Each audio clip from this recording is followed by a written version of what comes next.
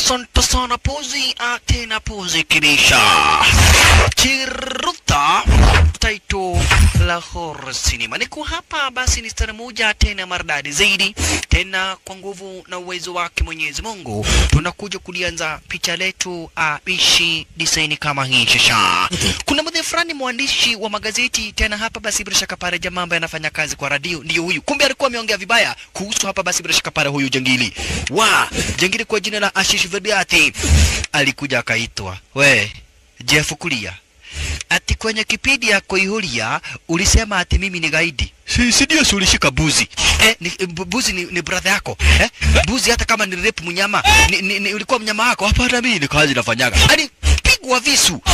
Jeff Kulia alipigwa visu. Kumbe driver wa taxi ile aina ya tuktuk alikuja kuita watu. Jeff Kulia amepigwa na visu mingi sana hapa, watu kujeni. Sasa katika harakati ya kuita watu kwa kuja mpaka polisi.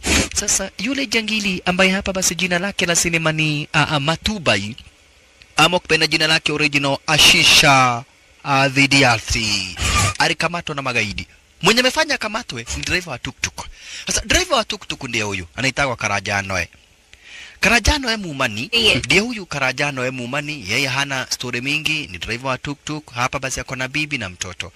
Unaona? Yeye ni driver wa tuktuk. Lakini hakujua alisababisha moja kati ya magaidi hatari sana huku mtaani kukamatwa. Gaidi kukamatwa, alihongana akawachiliwa. Makusha. Sasa jangili alikuja manyumbani kwake driver wa tuktuk. Driver wa tuktuk mwenyewe ndio huyu.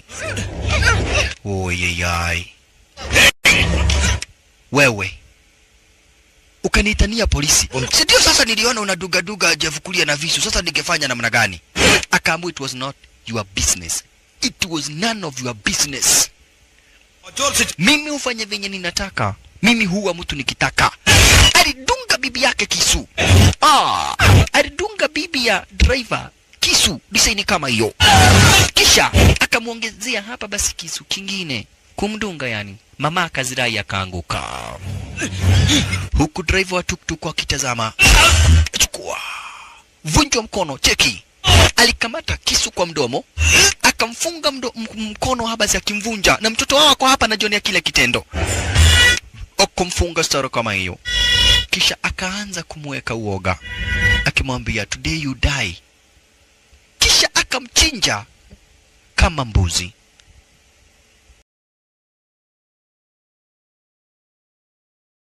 Akamchinja kama mbuzi. Kumaliza. Kwa sababu ya kumuitania tu kwa wanapolisi. Driver wa tuktuk kwisha maneno. Mtoto wao alifunikwa mdomo sara kama hiyo, na kisha magaidi wakamwacha basi akiwa mwenye ghadhabu zaidi, na wakaamua kuchomoka. Mama yuko hali mahututi, lakini mzee ameuawa. Mtoto kawachwa hadharani stara kama hiyo. Majirani na watu wenye heri njema waweza kukuingilia baada ya madakika kadha wa kadha. Ikasemekana mama ako hali mahututi, lakini anahitaji milioni 1 kufanya operation.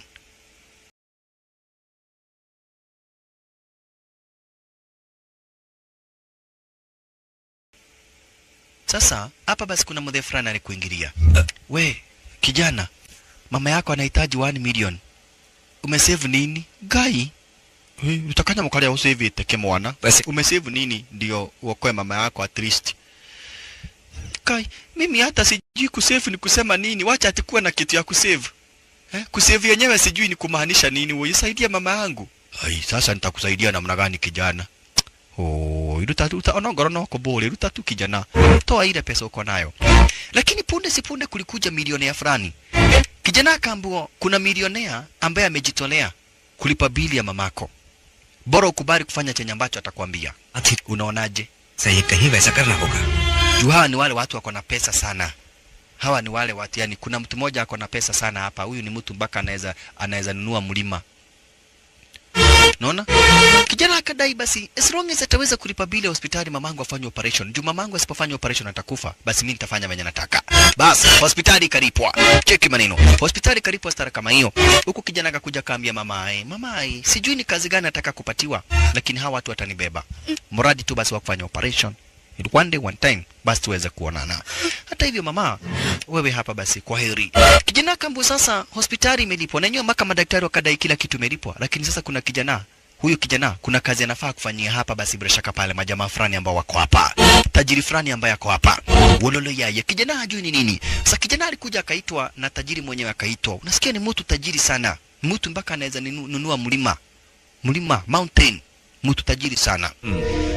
Kijana akaambiwa sikiza. Huyu milionea mtoto wake walika yako ameua washman. Kuua washman kwa kumpiga risasi amehukumiwa miaka 12 gerezani. Mtoto wa huyu milionea amehukumiwa miaka 12 gerezani. Okay, si aende basi akae gerezani. Akaambiwa sikiza. Ndio kwa maana hospitali imelipwa. Juu huyo kijana ni walika yako, tutaandika jina yake kwa yeye ndiye ameingia gerezani, lakini wewe upelekwa gerezani. Juu huyu mtu ni milionea, mtoto wake hafai kwenda gerezani. Na wewe kaye, si ndiye ameua? Akaambiwa na wewe umelipwa hospitali. Okay, haisuru. Kwa sababu tumekulipia hospitali, unaenda gerezani kwa jina la mtoto wa huyu mzee, kisha isemekana wewe ndio umeweza kufanya mauaji. Kijana kusoma mastaka kotini alikubali. Akadai, wacha awekwe ndani, lakini hakuwa maisha ya mama yake. Prakash Raj tumpata kwenye sinema, Ashish Vidyadhi nishakuonyesha. Ala, ni Hashar Mabia. Utaweza kumpata hapa basi kwenye sinema, ni kwenye ruti za introduction. Kijana alikubali kupolea muda wa miaka 12 gerezani kisha na maana kuokoa maisha ya mamake. Alikuwa na maisha magumu zaidi pale gerezani. Mwanzo yeye ni innocent, alikuliwa sana na umbu na inzi, lakini ndivyo hivyo hapa basi maisha ya gerezani, gereza na watoto. Just imagine. Alikuwa amedanganywa ati atakuwa anapatiwa nafasi ya kuona mamake. Sasa anakuja kuambia ule soja, "Oi, tafadhali wacha nikaone mamangu."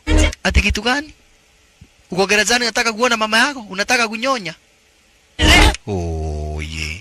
Hatimaye kijana anateswa. Kaa huko nyuma. Oh ye yai.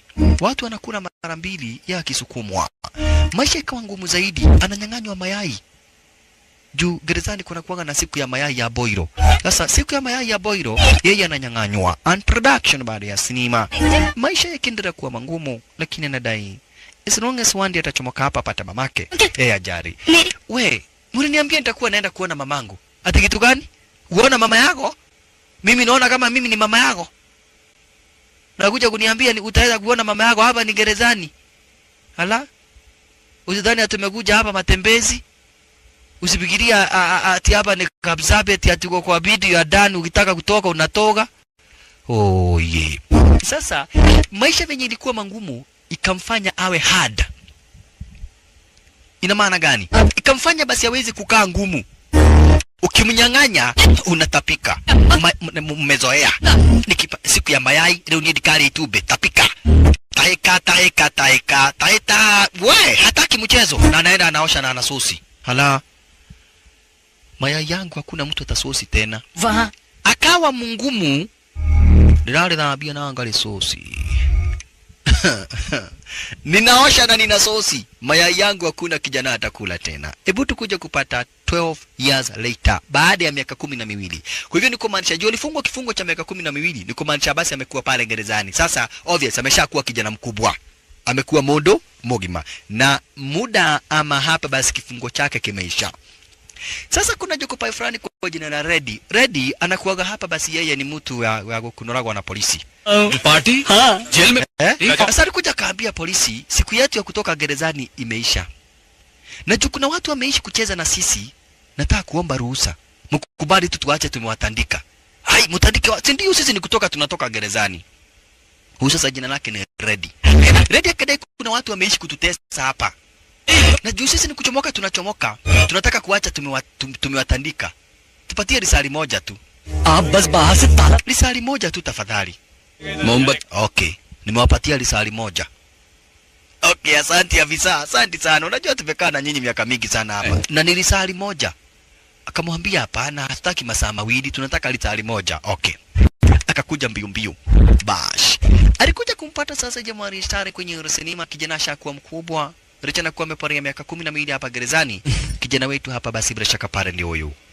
Ram Charan Teja. Asante sana. Ram Charan Teja.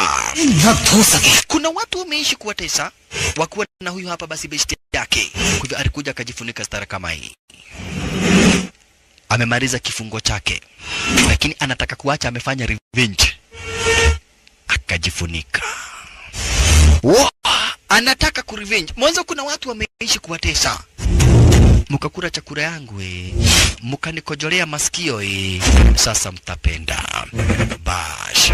Mukadunga mishipa yangu, mukakunywa damu yangu. Ero hapa ni gerezani, hakuna kitu ufanyiwi. Baka kulazimishwa utoe kamasi na hauna. We, bash. Alikuja mbio mbio, mwanzo unaona anakuja mbio mbio stari kama hii. Mbele amepatiwa risali moja. Amepatiwa risali moja. Mpaka kwa cube. Pahali ambapo wale magajidi walipo. Mukanitesa. Mukafanya branda, mukanitesa. Sasa wanashindwa. Nani wanajifanya ninja? Na wao ndio kusema kwa lile gereza. Unatujua, unauliza nani kama anajua, anawajua. Unauliza nani kama anawajua? Ni nani unauliza kama anawajua? Ukaha. Kuja kipande hii. Kauda. Kauda. Ni mimi umeishi kutesa namna kama hii. Wase waliono wao. Mayai yangu mnakula. Siku ya nyama mimi nakulaga mifupa juu yenyu. Jina lake ni Ramcharanteja. Salala. Aliwaandalia wale magaidi. Wamewahi kwanza wakaamua kumfunika. Mwanzo hawajamjua, pasua mfereji kisha skafu yenye amejifunika wakavuruta wakamfungua ili waweze kumuona vizuri. Sasa cheki. Asante sana. Maridadi tena pose kibisha. Rama Charana Tieja. Kunitesa mumenitesa. Kuninyang'anya mumeninyang'anya. Kuninyonya mpaka damu.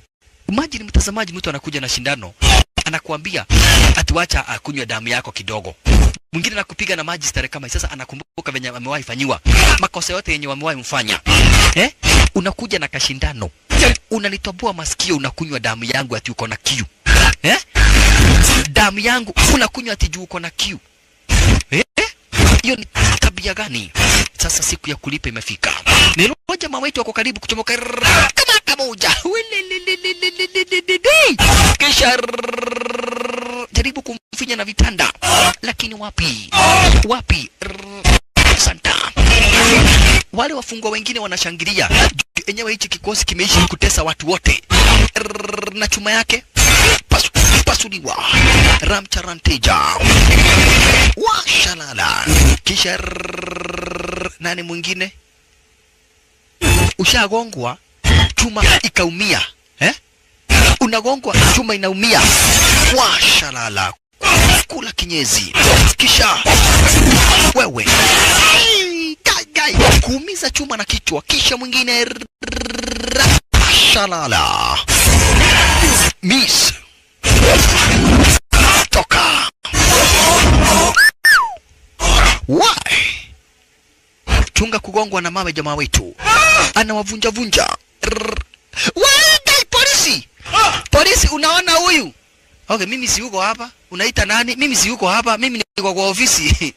Miss toy. Ero polisi. Wanajifanya waoni chochote. Kwa hivyo wanaendelea kujifanya waoni chochote. Polisi sasa wanajifanya hakuna kitu ambacho wanaona. Oye yai. Kana goko. Kuja kibande hii. Kauda hii. Hiyo. Okaji kemosha kwa ini yoro. Kauda. Unaweza nifanyia kitu kama hiyo? Unakuja unaramba jicho yangu ndani. Ati unataka kusikia jicho inaojaga namna gani? Unaniramba jicho ndani. Imagine mtu ati juu uko gerezani anakuja, anakuambia fungua jicho, anaramba jicho lako ndani. Ati asikie venye jicho, ati hajawahi kula jicho ya mtu. Iko mima. Asikie venye inaonjaga. Walikuwa wamemfanyia dhambi mingi zaidi. Imagine mtu anakuja anakuambia ati anataka kuona ulimi yako venye inatoshana. Anapima na foot. Imagine. Sasa walipigwa kisha watu wakawekwa hapa namna hiyo. Waza akakumbuka venye wale mnyang'anya mayai akakula. गर्व Ukakula mayai yangu. Kweli Rongo. Pole. Pole haiponyeshi. Nao venye wameona waliitwa na mkuu wa polisi. Ndio sasa mkuu wa polisi ambaye hapa basi bila shaka pale jina lake original ni Sayaji Sinde. Sayaji Sinde alikuja kuwaita. Sasa wakiulizwa nani wamewapiga wanasema hakuna, ni kuanguka. Hawataki kusema wasije wakatandikwa stare kama hiyo tena. Kisha jamaa wetu sasa yeye wakiwa na huyu besti yake umemaliza wakati na muda wa kupolea pale gerezani. Iko na maana hapa basi umemaliza kifungo chao. Na kwa hivyo sasa hapa basi ni kuchomoka. Kwa hivyo jamaa wetu alikuja kamba amekuwa na tabia mzuri sana pale gerezani. Unaona? Yeye mwenyewe ndiye alikidi alifanya mauaji. Akuwa kijana wa umri wa miaka 12. Lakini hapa gerezani ameonyesha hapa basi discipline ya hali ya juu zaidi. Ameonyesha discipline ya hali ya juu zaidi. Na kwa hivyo akaambiwa please don't come back. Usifanye makosa mengine ya kufanya urudi hapa. Wakatoka. Imagine miaka 12 wamekuwa gerezani. Wamekuwa gerezani for 12 years. Washalala. Basi ikawa ndivyo hivyo. Jamaa wetu sasa ni aende akatafute wazazi wake. Ramcharan Teja akatafute mamake. Ilikuwa babake aliuawa lakini aliwacha mamake. Sasa kukuja pale ilikuwa karibu na kwao. Ai. We. Hapa ndipo ilikuwa home. Sasa kumetengenezwa soko. Unataka namna gani? Huku kulikuwa kwetu. Huku kulitengenezwa soko tunauzaga mayai boiro. Ai. Kwetu kunezaje geuka kukua kijana? Kwani wewe ulikuwa wapi? We. Kwetu ni wapi? Ati kwenyu ni wapi?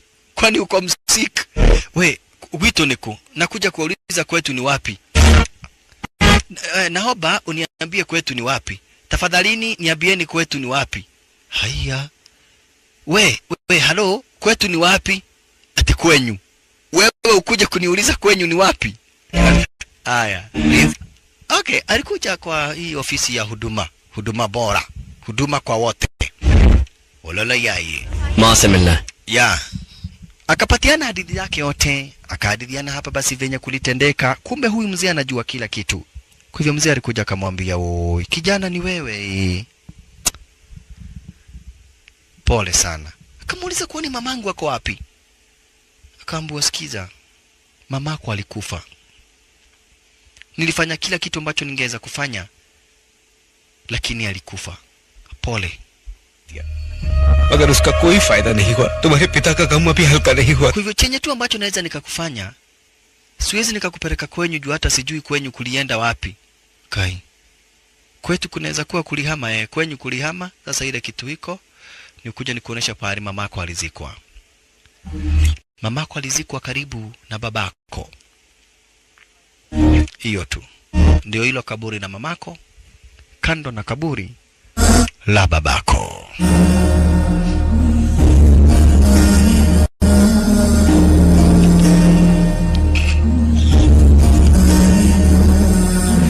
Ni shida na taabu. Jamaa wetu hana kwao. Kwao kulipotea. Babake aliuawa hadharani mbele ya macho yake. Na kisha naye mamake ndio huyu alikufa. Sasa alikuja kwa ile huduma akaambia huyu jamaa manze, nitafutie job. Nitafutie kazi. Akafahamishwa ile kazi naweza kukupatia. Juu naona uko na stress sana ukiwa hapa basi upande wa Hyderabad hapa India. Nitakupatia job hapa basi upande wa Bangkok Thailand. Jamaa wetu akaambiwa hapa sehemu tofauti tofauti ambazo anaweza enda job, lakini akadai yeye anataka kwenda hapa basi upande wa Bangkok Thailand. Alright. Hata mimi nataka kutafuta kazi. Mwanzaka kaabua hapana, wewe enda ukatafute kazi kwa Modhoi. Punde si punde kukapita manze fulani ya raizi. Yule manze karibu wakanyanga gonga pikipiki. Design kama hiyo. Ramcharan Teja akajam. Ramcharan Teja akajam. Unawezaje fanya kitendo kama hicho? Kumfuata hapa basi bila shaka pale yule manzi ambaye amegonga pikipiki lao. Mbio mbio akuwa na machungu. Yaani nimetoka gerezani hivi karibuni na kisha nakuja kunifanyia hapa basi kitendo kama hicho. Utapenda. Sikuachi. Sasa nikanyange. Mutalipa pikipiki. Nikanyange sasa. My emergency brake. Toka! Unawezaje kufanya kitendo kama wacha atazame upande wa ndani aone urembo ulio na huyu mrembo manzi, mrembo wa warembo juu ya warembo. Nani akoyo nogo yeye wanawezaje wacha tuwaue wanawezaje fanya kitendo kama ni mrembo. So kama ni mrembo nini kama ni mrembo nini? Sasa hapa basi Redi ameleta shida. Akaambiwa ni mrembo kama ni warembo wachana na wao. Ni manze kwa jina la Neha Sharma, jina lake original, jina la sinema Sanjana. Sanjana ni mtoto wake Prakash Raj. Sasa Prakash Raj alikuwa amekuja hapa basi kumchua manzi kwenye kituo cha wanapolisi mwanzo, ile ripoti ilifikia wanapolisi. Sasa Prakash Raj na yeye ni tajiri. Ni mtu tajiri sana. Baka anaweza nunua mvua, aseme mvua isinyeshe Roitogito inyeshe kwake pale Thogonoi. Tajiri sana, mbaya mbovu. Salianza kudai mtoto wangu. Mtoto wangu. Watu wenye hawana gari wanakuwa na ubaya sana na mtu mwenye ako na gari. Unaona pia wale watu ambao hawana ndege ndio wenye gari. Nao wanakuwa na wivu sana na watu wenye ndege. Ni kweli mkubwa. Hata watu wenye hawana meli wanakuwa. Sasa wewe na wewe nani amekuuliza mambo ya watu wenye meli? Ndio sasa hapa ni kwenye kituo cha wanapolisi. Haya. Na jamaa wetu anahitaji passport ili aende upande wa Bangkok. Kale kamanzi kalikuja kakapita hapa. Cheki. Kanafikiria huyu ndiye asa pretended, akamfunika macho. Jamaa wetu akashindwa ni nani huyu? Huyu sasa Sanjana. Ono ya. Jina lake kamili ni Neha Sharma. Nani huyu? Mwanza nadhani huyu ndiye mkuu wa hii station. Na mkuu wa hii station anafaa kuwa basi baba ya beshte yake. Unafanya nini ndio baba yako hapa? Ati baba yangu, uone huyo ni kijana. Huyu sio baba yako? Hapana, huyo sio mkubwa wa hii station. Okay, pole sana nani. Mwanza alikuwa amekuja kuandikisha kuhusu venye alifanya accident barabarani. Na jamaa wetu amekuja kwenye kituo cha wanapolisi. Hapa basi kuja kuomba passport. Sasa yule mkuu wa wanapolisi ndio huyu. Binti yake pamoja na kina Sanjana wanataka kwenda hapa basi out ya New Year. Bavara ye, si nilitoka gerezani na umeona nimetengeneza jina nataka uniandikie statement ya kuoneshana nipatiwe cheti cha kusafiri. Tafadhali yani passport. Hata mimi nataka. Wewe huwezi pata kazi. Wewe kama unataka kazi enda kwa Mudhui. Wokyu. Haya, sasa next day ile siku iliweza kufuata. Jamaa wetu alikuja hapa basi bila shaka para kapata kila kitu imetayarishwa na kwa hivyo akaweza kupata hata passport. Serikali ilimsaidia kupata passport mwanzo. Alikuwa na discipline sana akuwa pale gerezani. Alright. Hata hivyo hapa basi bila shaka pale jamaa wetu hata ameweza kupata job na akafahamishwa hapa basi aweze kuelekea upande wa Thailand. Wanapolisi wanampatia cheti na kisha hatimaye wakamsainia document zote wakidai ni jamaa ambaye ameweza kubadilika na kwa hivyo ni jamaa ambaye hapa basi bila shaka pale anaweza fanya nini? Ni jamaa ambaye hapa basi bila shaka pale anaweza safiri akitaka. Lakini sasa kale kamanzi kanamuua vyenye hujawahi ona shasha. Kale kamanzi hata ndiko kanafanya jamaa wetu akubali kwenda upande wa Bangkok Thailand.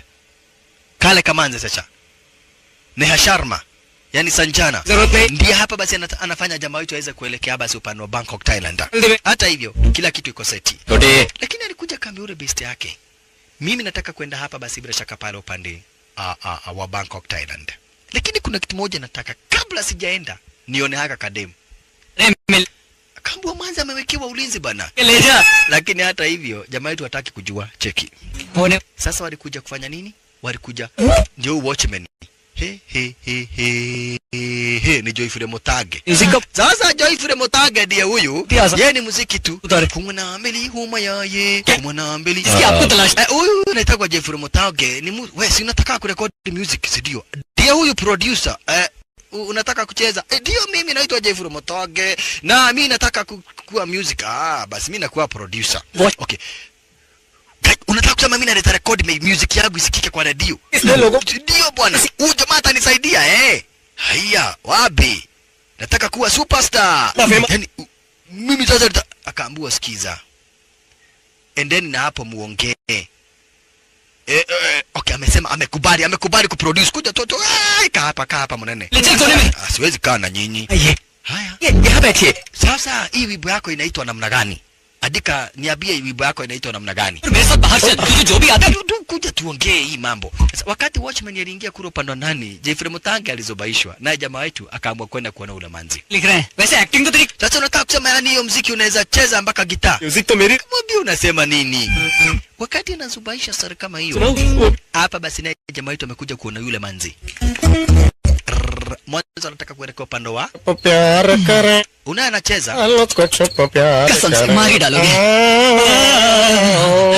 तभी सी गाने का unasikia anaweza cheza muziki haiki si ndio uko chojo sana Jeffrey Mutange. Kumbe sasa nako kamanzi ndiko haka mtazamaji kamwambia wacha hiyo wimbo niko na ingine look चुप प्यार करे यो प्यार मेरा दुनिया से निराला तू गोरी मैं हूँ काला unaweza rap nani unaweza rap sasa hiyo ni kuzubaishwa wewe Jeffrey Mutange. Wakati anazubaishwa na jamaa wetu amekuja tu kuona venye kale kamanzi kanafanana. Unaona? Kuja kuona kale kamanzi tu venye kanafanana. चुप आजा Una bado anacheza ati nyimbo zenye anataka kusaidiwa. everybody आजा look चुप प्यार करे आजा आजा आजा आजा आजा आजा आजा ana nani kudanganywa hapa hakuna producer kwa hapa. Kamwambia niko na nyingine mpaka noma sana. आजा look चुप प्यार करे Huko naye jamaa wetu nikuja. Manzi alimsikia. Mwezi. Nimesahau na kazi Jeffrey Mutange akakuja bio. Mimi niko tu hapa sijatoka hapa. Manzi nakuambia kamanzi kameiva. Bangkok, Thailand. Alright. Jamaa wetu aliweza kukuingilia sasa moja kwa moja hadi upande wa Bangkok, Thailand. Huku ndiko ameitwa kazi na kampani fulani hapa basi ya tourist. Na kwa hivyo aliweza kukuingilia hapa basi upande wa Bangkok, Thailand. Ashalala. Sasa amegojewa stara kama hiyo. Mimi ndiye unagojea. Ni wewe Ramcharanteja. Okay, sawa. Bablu, channel hello. Alikuja kafanya introduction. Nani mdozi wa raisi? Walala yaye. Kamodhe kwa jina la MS Naraya. MS Naraya ndiye huyu. Ako na kampani la usafirishaji na tourism. Yani kusafirisha watu, kutembeza watu hapo pano Bangkok, Thailand. Especially kama we hapa basi if you are an Indian, kama umechoma kwa upande hapa basi wa India, ukifika hapa basi huyu mudhendi anakuonyesha maraundi. Kwa hivyo anafanya kazi ya tourism. Beauty. Jina lake kamili bishi huyu mzee ni MS Naraya. Asante sana maradadi tena pose kibisha. Kwa hivyo aliweza kumuita jamaa wetu na kumfahamisha tumetumiwa wewe na basi kazi tayari umepata. Na Ma-Indians wakifika hapa lazima uchape nao raundi huku ukionyesha venye Bangkok inapolea. Na tena ukionyesha hapa basi bila shaka pale pahali pa kulala, pahali pa kupata chakula na kadhalika. Kuja kaletwa na manono. Huyu naye ni wale watu wanakuraga ni kama hawataikura kesho. Amenona mpaka sikio. Imagine mpaka nywele zake zimenona. Kwani unakuraga nini? Mimi badala ya kushinda nikipika mafuta na ati chakula na mafuta, nakuraga hiyo mafuta. Nakuraga hiyo mafuta sasa, mimi sasa. Alright. Jamaa wetu siku moja 2 3 4 hivi akatembezwa, kaonyeshwa sehemu ambazo basi matourist wanaendaga na kwa hivyo mara moja basi akaanza kazi. Kwa hivyo akawa anapeleka watu kuchomoka sehemu tofauti, watu kuchomoka upande wa Kenya na wapeleka raundi. Lakini kwa mawazo yake anawaza na anamkumbuka tu yule manzi. Wewe. Anakumbuka tu story kuhusu Neha Sharma. Anakumbuka venye aliona manzi hapa basi yakuwa amejibuaga kitandani. Wavara hii amuka bwana akamwambia venye nahisi mapenzi hujawahi ona. Kumbe baada ya kitu mwezi moja hivi ikawa yule manzi na yeye alibook kuwa anataka kuja hapo pano Bangkok, Thailand. Ilo huku ni upande wa Bangkok, Thailand. Hapa ndio kuna kuwaga na kickboxing. Ulaguzi wa madawa za kulevya kwa hali ya juu zaidi. Kwanza gaidi ama hapa basi jitu kama hili. चरण ये बैकलैंड स्ट्रीट है, ये Thai boxing के लिए बहुत मशहूर है। चल वहां देखते हैं। चल ऊपर चलते हैं। Watu wanafanya kickboxing kidogo hivi, walikuja kupatana hapa basi na gaidi fulani ambaye watu wachezaji naye huku mtaani. Huyu jangili watu wachezaji na yeye. क्यों Wewe nifugieni huyu mtu mniletee kwa nyumba. Haya. Ati nifungwe. Jangili najulikana kama vile Biku. Ni upande wa Bangkok, Thailand. Juu jamaa wetu amemguza Biku, akadai ati jamaa ashikwe apelekwe kwake. Wewe hujui unacheza na nani wewe? बना चुका हूँ जो बोला है कान। ये डेढ़ पसली twende. Jamaa wetu anashindwa twende kitu gani? Huyu hata naye ni muoga, hata ukiona amenona namna hiyo. पहले माँ के Na michezo bado inaendelea kickboxing. Biko kucheki akamkosa. We, kwa wapi huyu jamaa? Nilisema mfuge yeye mniletee kwa nyumba. Haya. Rowdy वहाँ झूमते हैं। Jamaa wetu kisha naye hatimaye basi la mtarantija kuja kufahamishwa kwamba na kuwaiti hapa basi bila shaka pane kuna job imetokea. Kuna msichana wa milionea fulani. Na huyu msichana lazima awekewe ulinzi mbali na kuonyeshwa venye huku kuna polea. Nero sasa hiyo ndio ilifanya jamaa wetu kuja Bangkok, Thailand. Sasa Manzi amekuja hapa kuwa kama tourist. Haya, MS na Raya. Na unasikia sasa huyu Manzi babake ni sonko sana. Manzi akadunda. Amekuja na selection hapa basi bila shaka pale ya Mamanzi. Halikadhalika na Jokopawa kumwekea ulinzi. Why? Sasa hii ndio furaha ya jamaa wetu. Na Manzi pia mwenyewe ni maringo. Mwanzo unasikia babake ni sonko mbaya mbovu. Babake ni tajiri sana. Portable size के निकले। सुना था आप लंबे चौड़े। पहले full size का था, किसके पोर्टेबल मजा है। ओ ना, thank you. Oh boss. Boss. Sir बस अभी प्लेटफॉर्म पर पहुंचे। Tumefika vizuri, tuko hapa. Elewa sasa kama kuna kitu ambacho Prakash Raj hatakagi na hawezi akataka ni mchezo na huyu dem. Mwanzo, she is the only child and the only daughter. Kumbe wewe ulikuja huku Sasa Manzi ako na madharau. Manzi ako na madharau sana hapa basi na jamaa wetu. Lakini jamaa wetu ameshamnoki. Beba hiyo. Mpatieni mizigo yanyu pia awabebe. Haya. Wewe babara hii tu ndio unasemaga ati unataka. Hii ndio ule demu unasema unataka mwenye anakufanyia madharau sana kama hiyo. Lakini Ramcharan kadai one day one time. Arava. Wow, बाहर से तो काफी अच्छा दिख रहा है। Na pia Manzi namjua jamaa wetu. Na najua jamaa wetu hapa basi anakuaga amemnoki. अच्छे नहीं लगते, कबड्डी खेल सकते हैं, इतने बड़े हैं। चलो वहाँ चलते हैं। मजा आएगा यार। कुछ नया दिख रहा है ना? सुनो छोटू, ये सर इस पूल में कितने लोग आ सकते हैं? छोड़कर आप। Sehemu ambao wanakuja kuletwa basi ni sehemu ambayo kwamba na swimming pool. Ni sehemu ambayo hapa basi bila shaka para kila kitu iko chonjo, kila kitu iko poa kabisa. कूदूंगा तो मुझे ठंड लग जाएगी। Na kwa hivyo hapa basi inasemekana iangaliwe zaidi kusiwe mpaka na umbu anapita. Mwanzo hata umbu ikimguza huyu Manzi itakuwa ni shida. Mbele babake hapa basi unasikia ni sonko zaidi. Ni wale watu wanaakishaga moto na pesa. Haya owe, chukua 10,000. Hapana. Nakwambia uchukue hii 10,000 kwa sababu ya kunibebea bag. Chukua hii 10,000. Ama unaona kama ni kidogo? ये लो रखो। Chukua 50,000. Hapana. Nikupatie tip ukatae mimi. ये 10,000। Chukua 100,000. उठा। Chukua. Sugat. Ninatosheka na mshahara yenye nalipwa hapa tafadhali. Mshahara yangu imenitosha. Hey. Akapigia manager mbio. What? MS na Rayari pigwa simu. Nataka ukuja hapa mara moja na ulete huyo mfanyikazi wako. Sasa. Unawezaje patiwa pesa ukatae? Kwa nini unamkasirisha madam? चलो ले। Endo uchukue hiyo pesa mara moja ama ufutwe kazi. Wewe haraka. से कह रहे थे कि जब Mimi sitaki na wanaume. Chukua hii pesa haraka mara moja.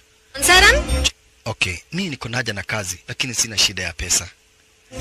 Jamaa wetu akachukua pesa. Hoja yako nilichukue, okay. Asante. Asante sana kwa kunipatia pesa. Si umesema hoja yako nichukue, nimechukua. Kuchukua akapatia huyu, oi. Endo ununue borogam. Gai, borogam ya 1,100. Asante sana. Nogo na wewe.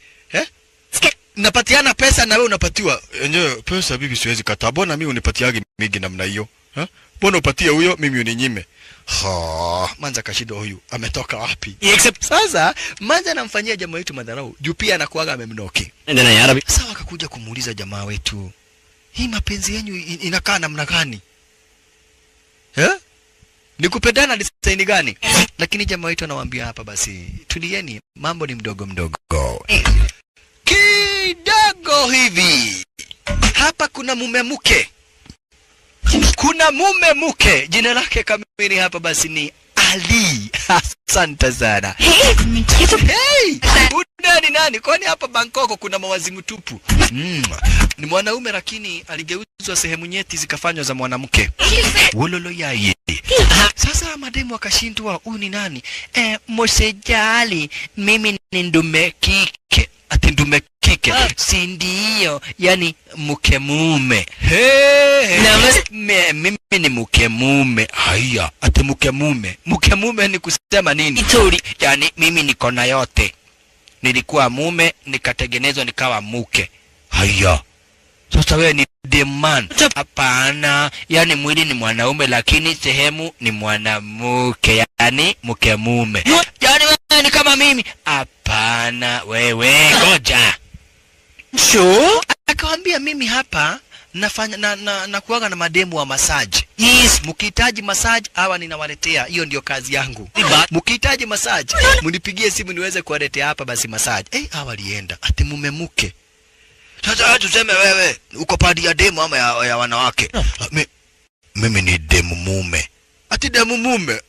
Come with me. Twende na wewe. Wase. Hebu nipatie kadi yako. Phone karna ukihitaji massage. Hamsa Kebera, mume mke. Imagine mtu akikwambia mimi ni mume mke. Aidhuru. Acha. Semenya. Wakati huo Manzi bado anabonga na babake. Mwanzo unasikia Prakash Raj. Yeye ikifika ni upande wa utajiri.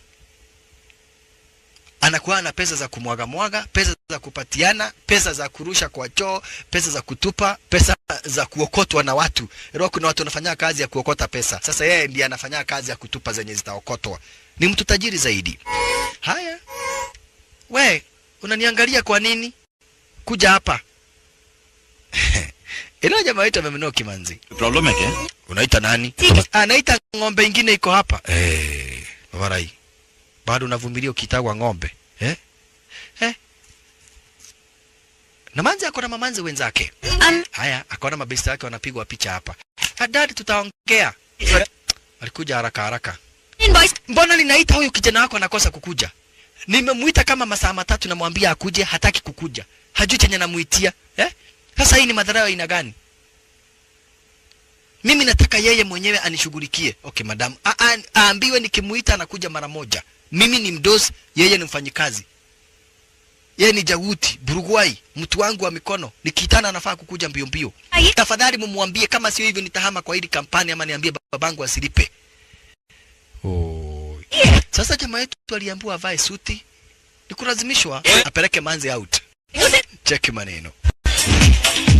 वहाँ क्या है? ये जगह तो मजेदार है. वहाँ चलते हैं. Manzi anajienjoy.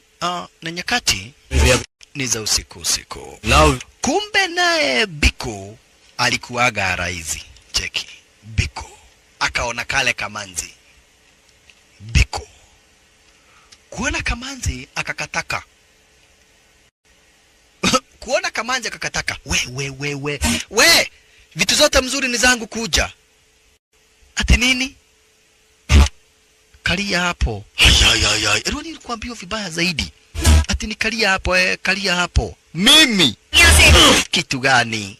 Nogo, nyau, boli, goha, mede, alijam.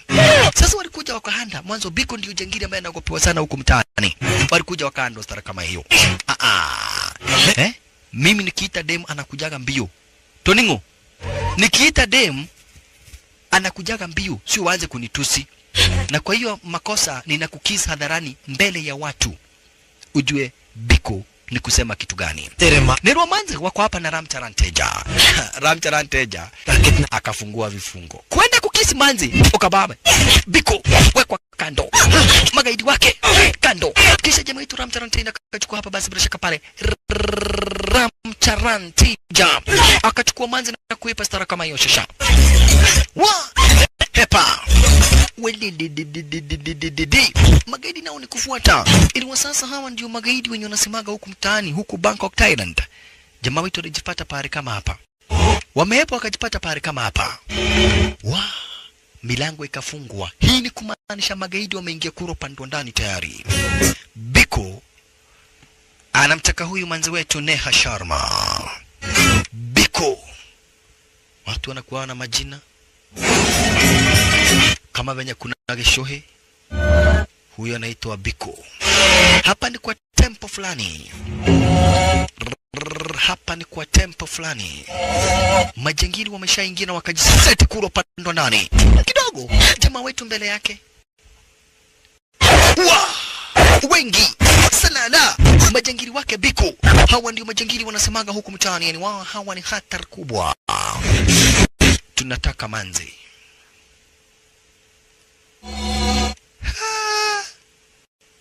Watu washataka vitu. Lakini kutaka manzi mwenye mimi ndiye namwekea ulinzi. That is one a very big mistake shasha. Check maneno. Why? Ai, Ramcharanteja kwa andaria shasha. Asante sana. Kamuni. Maana kujeni aishi. Biko. Biko. Kwanza huyu kuguza manzi. Toka. Chana na manzi. Ramcharanteja kuandaria. We. Wachana na saidongi ya manzi you bloody. Ramcharanteja. Toka. Biko. Why? Ramcharanteja.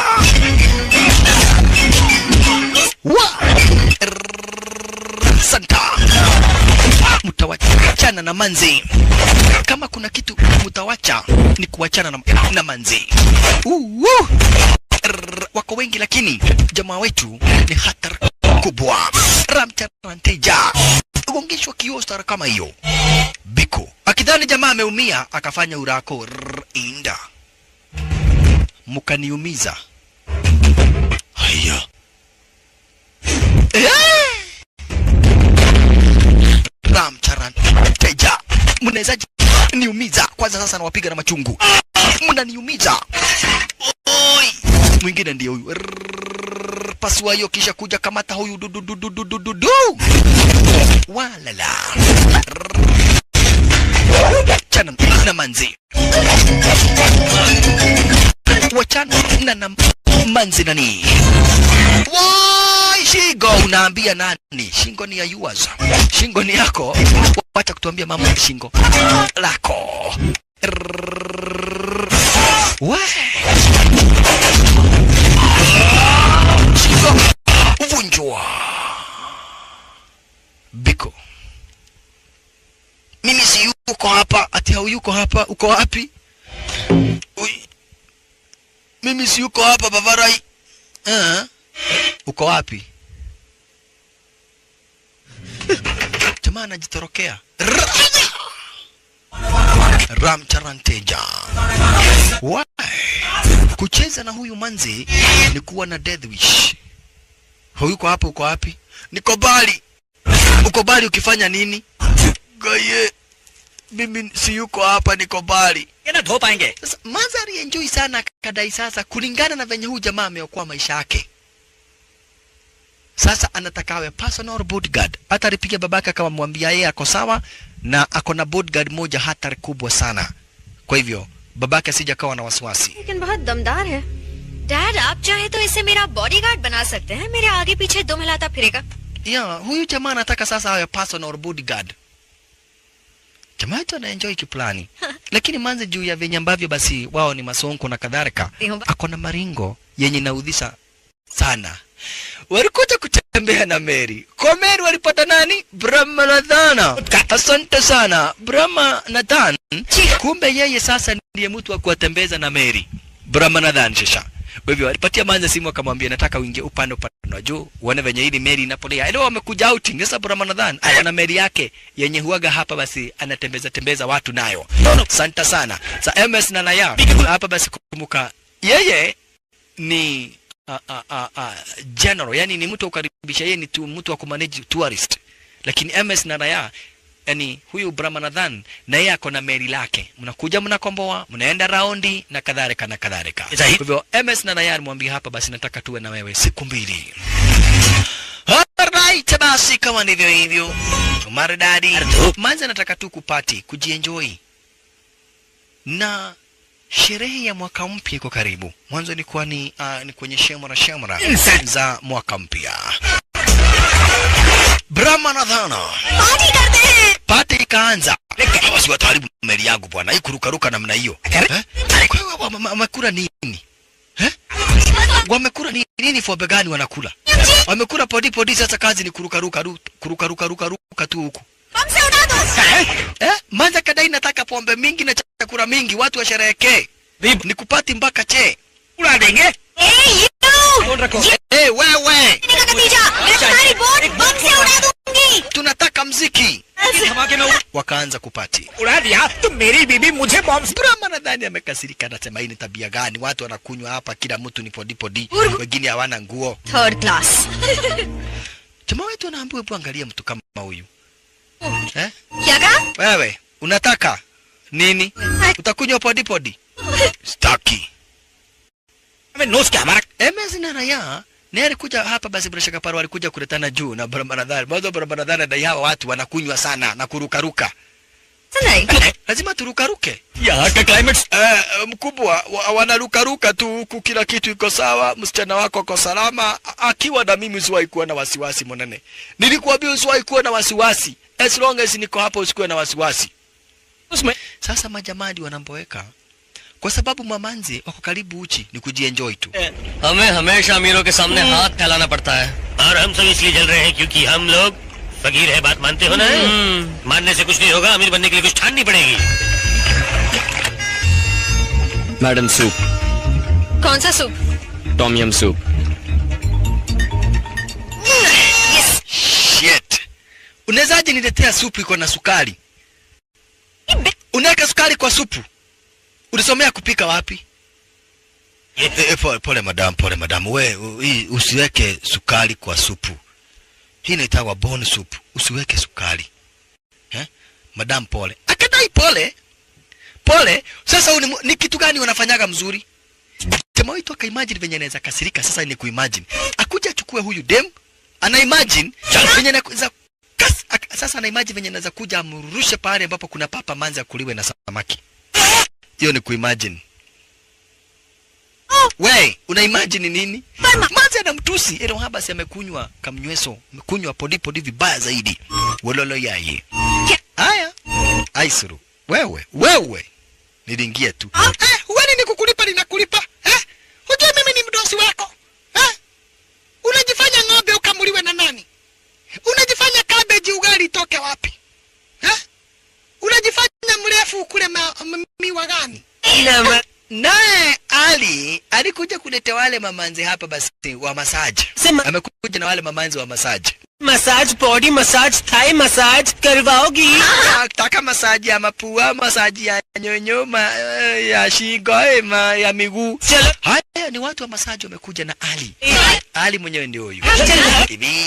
Hapa basi ni kila mtu mwenye anataka massage.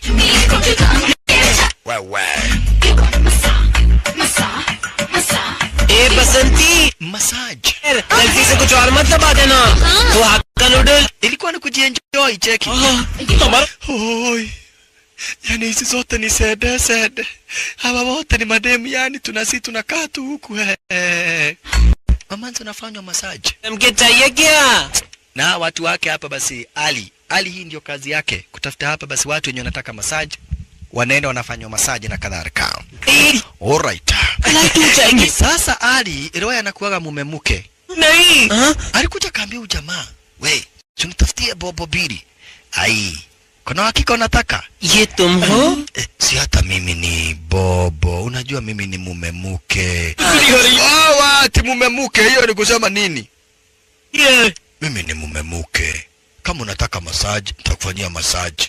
Juu mimi ni mume mke. Jamaa kama vile hapana, mimi nataka massage ya madem. Namna gani? Ni sherehe za kufurahia na kushangilia hapa basi na kukaribisha mwaka mpya. Wanashangilia New Year. Walikula mziki usiku, cheki. Nini? Mimi kwanza nasikia ipo dipo kiingia vizuri sana.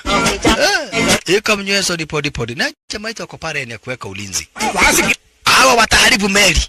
Wewe achana meli. Si tunakulipa. Ikiharibika wacha iharibike, utatengeneza na zile pesa ambazo tunakulipa. Hakuna mtu amewahi rukaruka juu ya meli ati meli kaharibika. Kuja hapa. Hauna pesa unaweza jibaia podi hata kama ni chupa moja.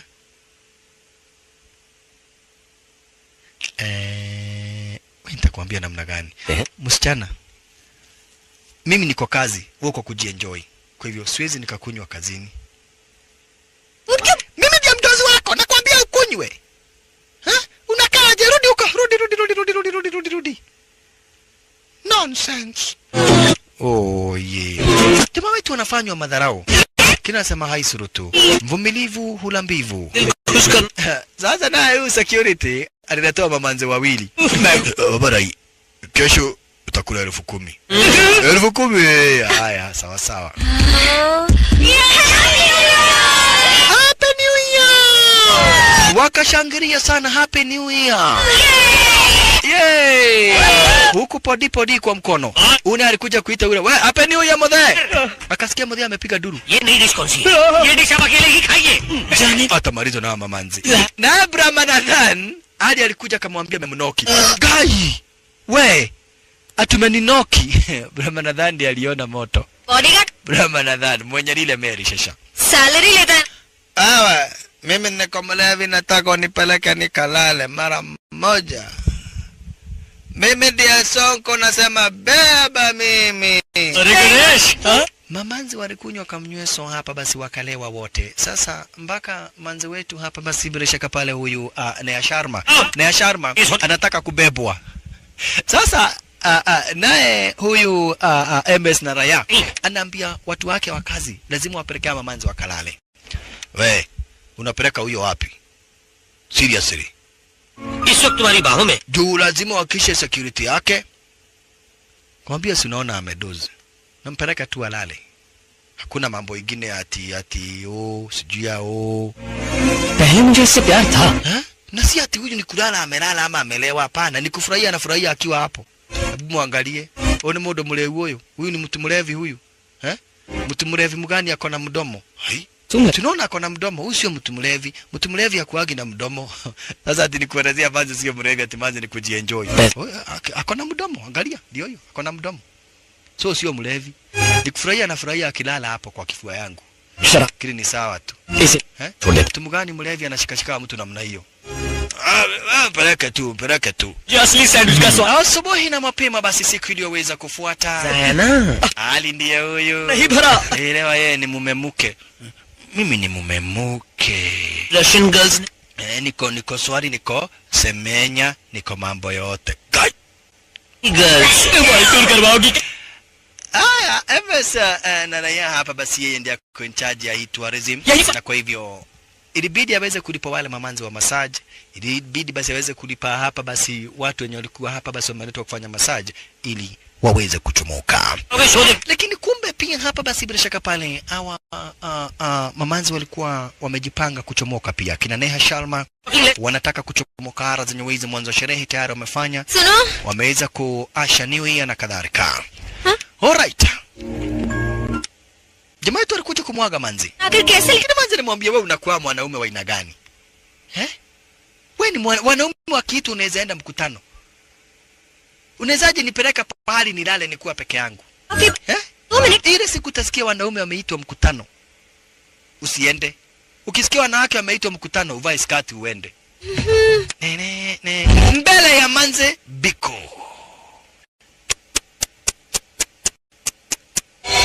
akitaka dem amemtaka.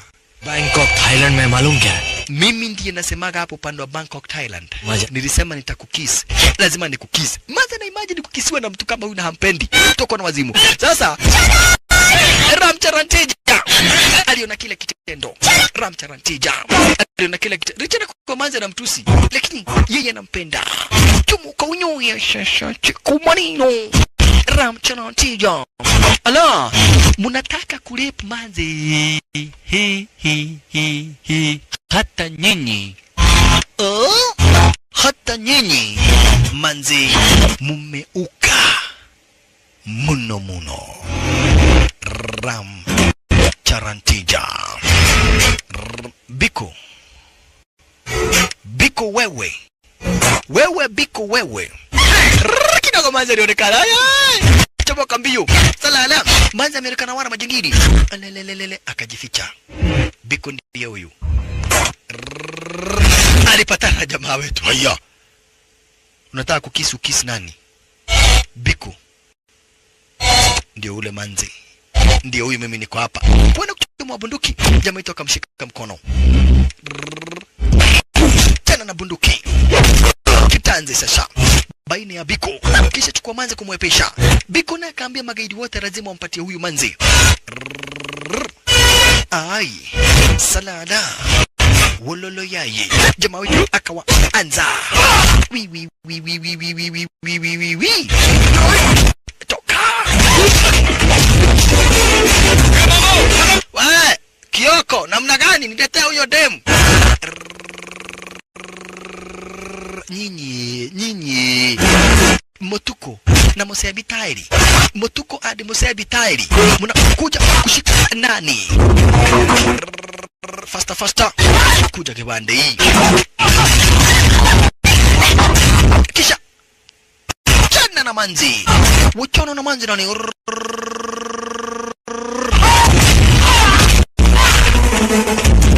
Akona bunduki shisha. Akona bunduki. Wachiri wa snap kick. Why? Haya. Mati ni matagari. He. Karajanoe.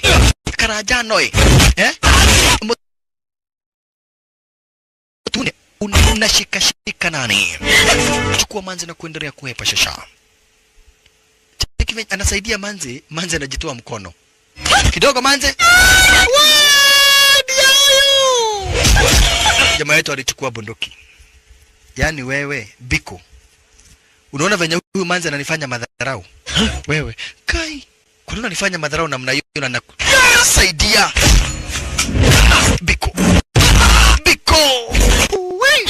Na kisha kuchukua Manze hapa basi bila shaka pale kwepa. Majangili wako wengi hapa basi ni Bangkok Thailand. Na Biko ndiye mdozi wa magaidi hapa basi upande wa Bangkok Thailand. Kwa hivyo kuna majangili wengi sana tena zaidi.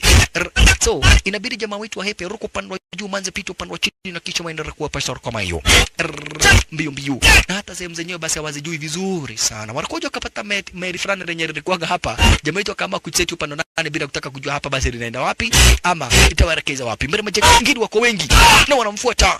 Majangili wako wengi na wanamfuata mbaya mbovu. Lelelelelelele. Ramcharanteja chukua kamota boti na kisha kutamboroka. Huyo. Lakini majangili ni vimoda. Walimfuata. Cheki. Richana kwa hapa basi jamaa wetu amechomoka. Lakini majangili hawa hapa basi ni wajinga zaidi. Kisa na maana basi waliweza kumfuata shasha. Cheki maneno. Waliweza kumfuata. Wale majangili. Wale magaidi shasha. Walimfuata jamaa wetu mbaya mbovu. Iliona majangili wake hapa basi bila shaka paro kipenda Biko. Na Biko huko pande wa Thailand. Yeye abana machizo. Aish, shalala. Jamaa yetu kuona hapa basi kuna meli. Alichora plan. Mwanzo wa magaidi wanamfuata mbaya mbovu. Akaamua kuchimbua maji. Akachimbua maji disini kama hiyo. Akapita chini kwa chini disini kama haa. Shasha. Pita chini kwa chini. Akatokelezea kura upande mwingine. Mjingine kufika hapo akazuba haya. Kwani mtu ameisha? Ameisha nini? Chapa raundi wakimtafuta. Lakini kitambo uone pari yalipo ikiwemo Biko, jamaa wetu wako mbali. Shaenda mbali sana. Mbali na ni mbali kwenye yeye hajui ni wapi anaenda. hana compass direction, hajui ara zenyewe hizi vizuri. Sasa akaenda akitafuta ati pahali ambapo atafika, akaenda akakosa kufika pahali. Kukosa kufika pahali ati nani kuenda atafuta pahali ambapo atafika, akakosa kufika pahali, kwa hivyo akafika pahali ambapo hakuna pahali. Ina maana akawa ako pahali hata yajui ni wapi. Katikati mwa bahari motorboat ikaisha petroli. Hey, कोशिश कर रहा हूं ना मैं. Hata wewe gurumisha. Gurumisha hii kitu. Mimi ujinga wako sitaki. Ni gurumisha na nini imeisha petroli? Si ni petroli imeisha.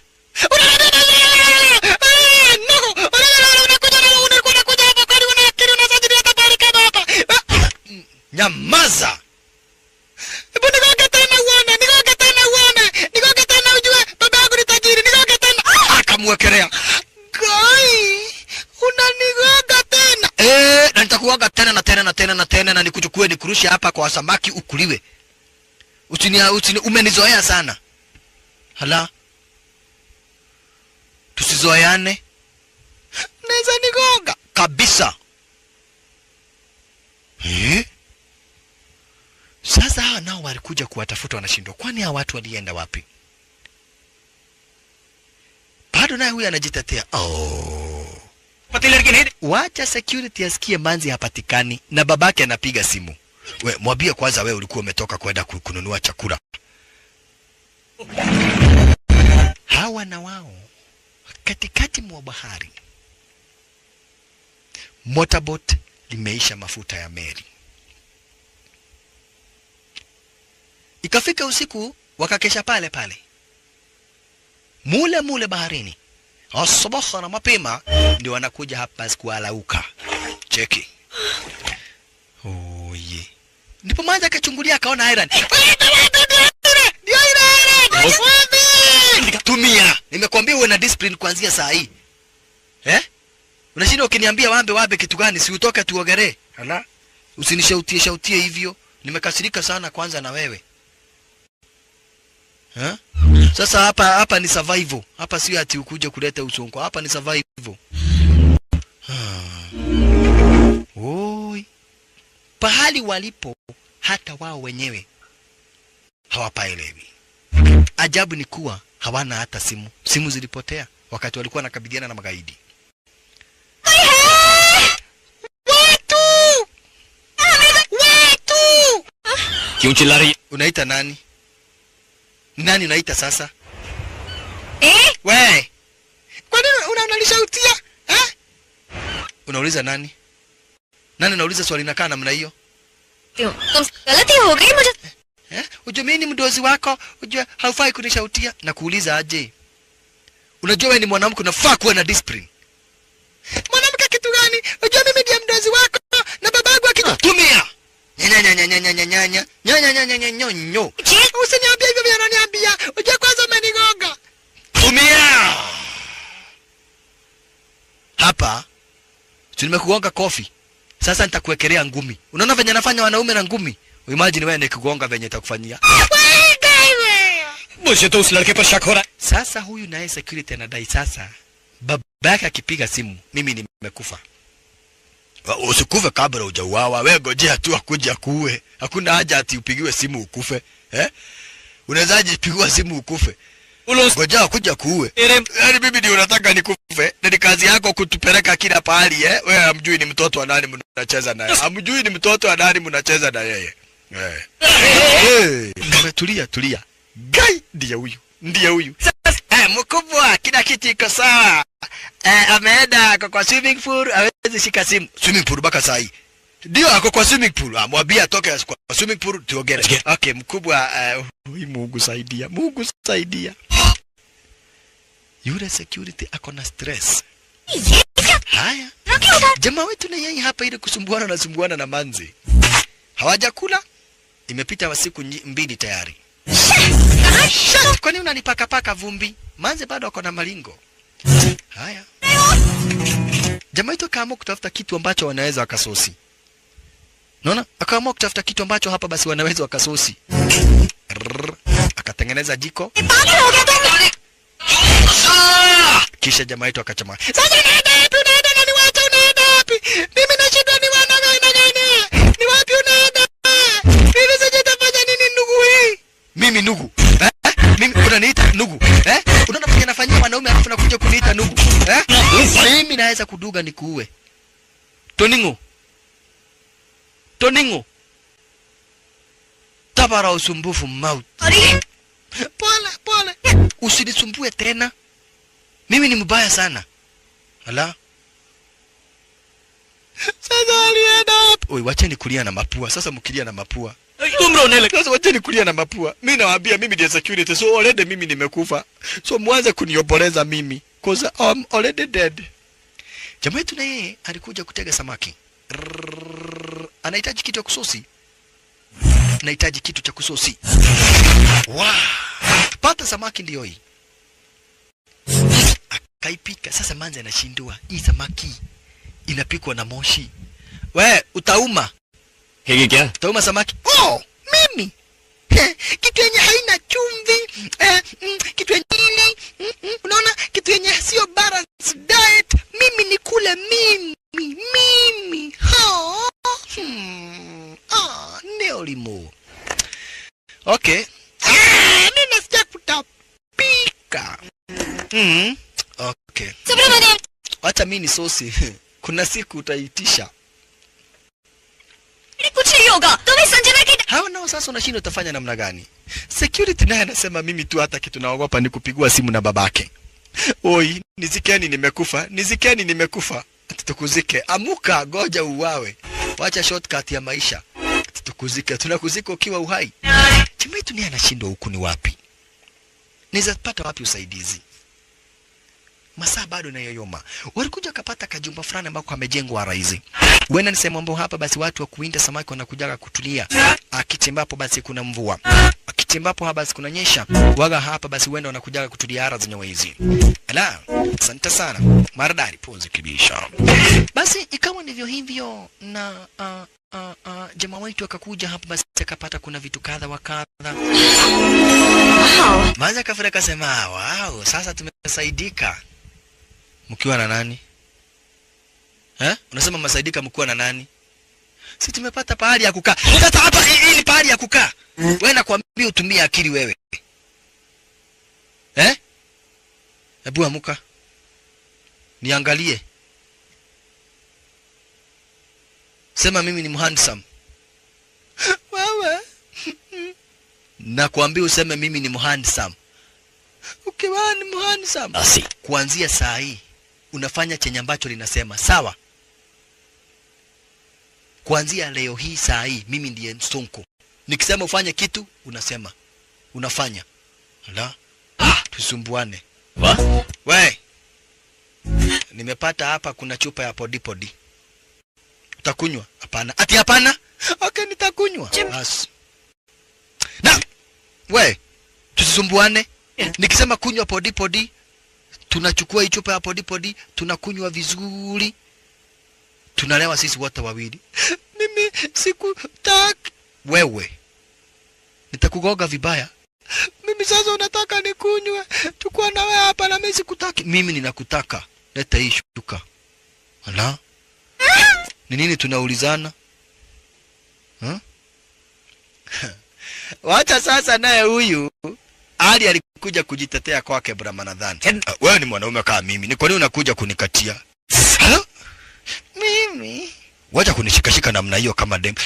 Mimi najua ni mumemuke. Ati mumemuke.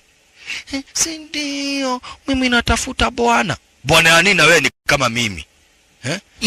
Natafuta bwana. Mimi ni mumemuke. Mume. We! Wacha kunishikashika namna hiyo bwana. Anamfanya massage. Anataka massage. Wewe wacha kuniguza namna hiyo bwana. Wewe ni mwanaume. Wewe hapana, mimi nakupenda. Wewe na mimi hakuna ni doroma igira. Hiyo massage ni mzuri lakini hiyo massage ni mzuri yenyewe. Massage ni mzuri. Ndio massage si mbaya. Massage ni mzuri. Wewe tafadhali nakwambia wewe ni mwanaume. Mimi ni mumemuke. Tafadhali Kwehoya tafadhali niondoke. Brahmanadhan ameboeka. Brahmanadhan ameboeka mbaya mbovu.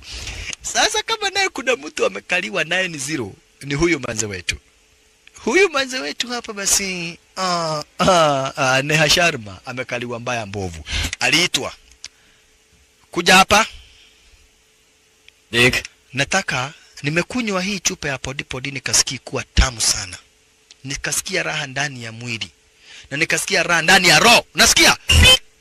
Nataka unichezee kawimbo. Okay, sawa. Kawimbo. Nichezee kawimbo. Nichezee kawimbo kakufanya nitulie na hiyo podi relax kwa mwili.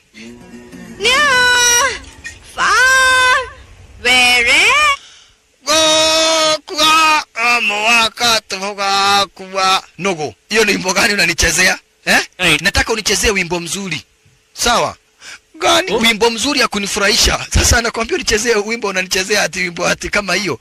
Nataka unichezee wimbo mzuri yenye itafanya nisikie vizuri mpaka kwa kucha.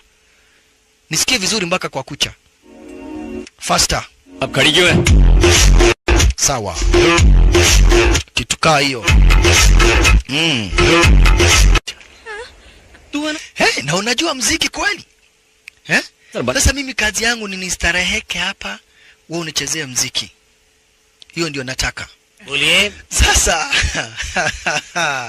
security naye aliona venye maisha akaanza kudai mimi nimekufa kabisa. Juu sasa huyu mzee akifika hapa, amekunywa podi, amejiwekea mzinga mzima ya podi akajiweka. Sasa akaanza kuambia watu acha niwaambie venye kitaenda. Prakash Raj akikuja hapa, ataniambia wewe kijana kwa wapi msichana wangu? Nimwambie, sijui. Tu imagine, okay, anishika namna kama hii. Ayo ako wapi msichana wangu? Aniwekelee kofi. Haya, kwani nakugoga cha huko wewe vumilia tu ili atupe story. Vumilia tu ili tupewe story.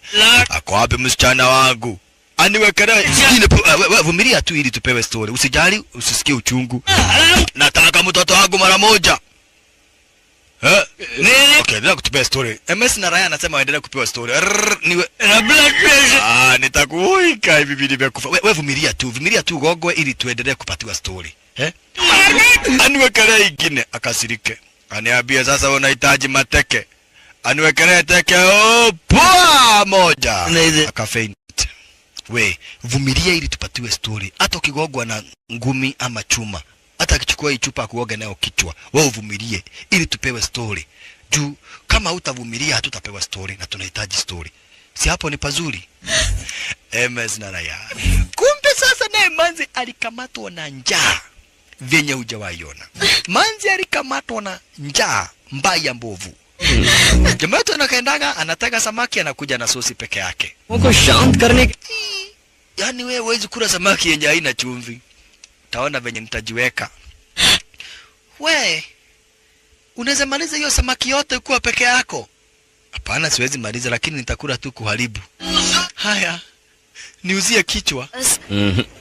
100, pana. $200. 200. नहीं Bado. $500. $500. Never. $1,000. $1,000. सोच लो ये बहुत है. Tafadhali. Bado. Sasa unataka nifanye nini haki? Niko na njaa, hata nitakupea hii necklace ya gold. Unajua sina mtu wa kuuzia hapa, so pesa inisaidii, necklace gold anisaidii. Kama unataka kapisi kadogo, unikiss. Please मुझे बताइए. Nitakufa, mtu alitoka wapi? Kama unataka kushiba, ukuje hapa, unikiss. Ukinikiss, utakula. Otherwise, kufa njaa. Mara ya kwanza nilikupea free, ukakataa. Sasa kama hutanikiss, kufa njaa. उससे सहा नहीं. Otherwise, hii samaki si ni tamu. Sitakwambia mtu akuwa na njaa anasikiaga vibaya. Wewe hujui venye mtu anasikiaga kuwa na njaa.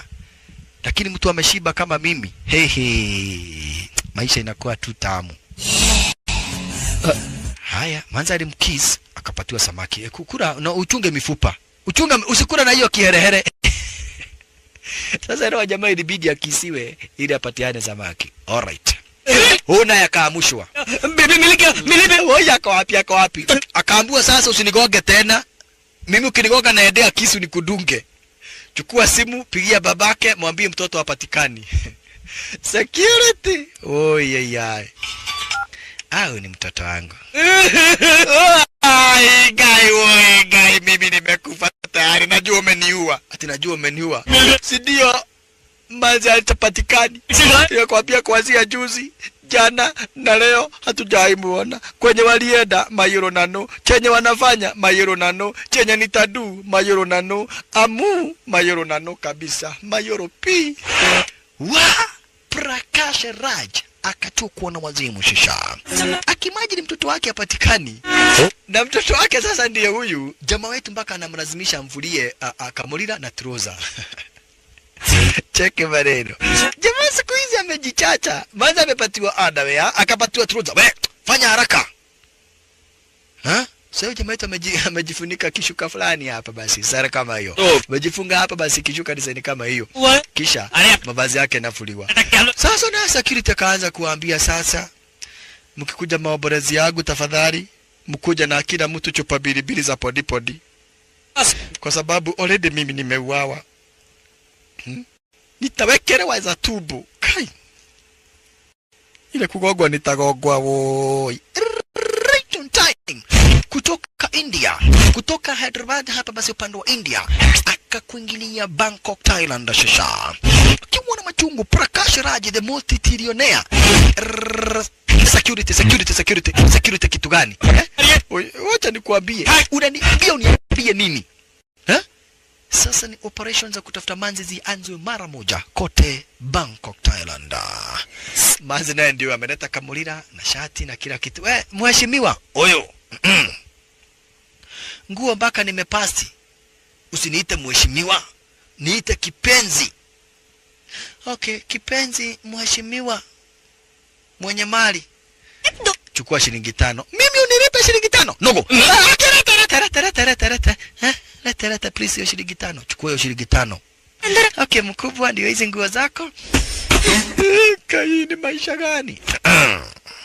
Mambo Ulaya hapa jo.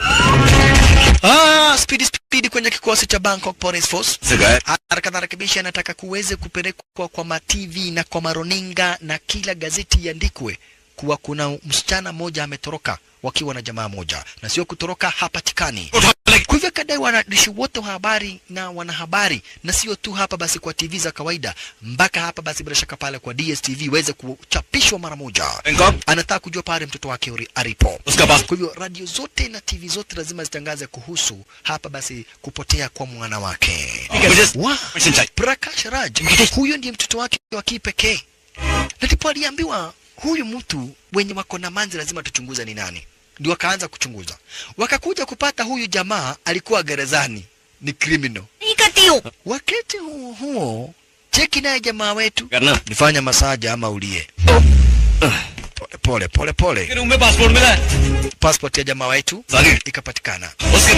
Ati jamaa alikuwa gerezani miaka 12. Kwa hivyo sasa Prakash Raj akadai basi huyo mtu ndiye ameteka nyara mtoto wangu.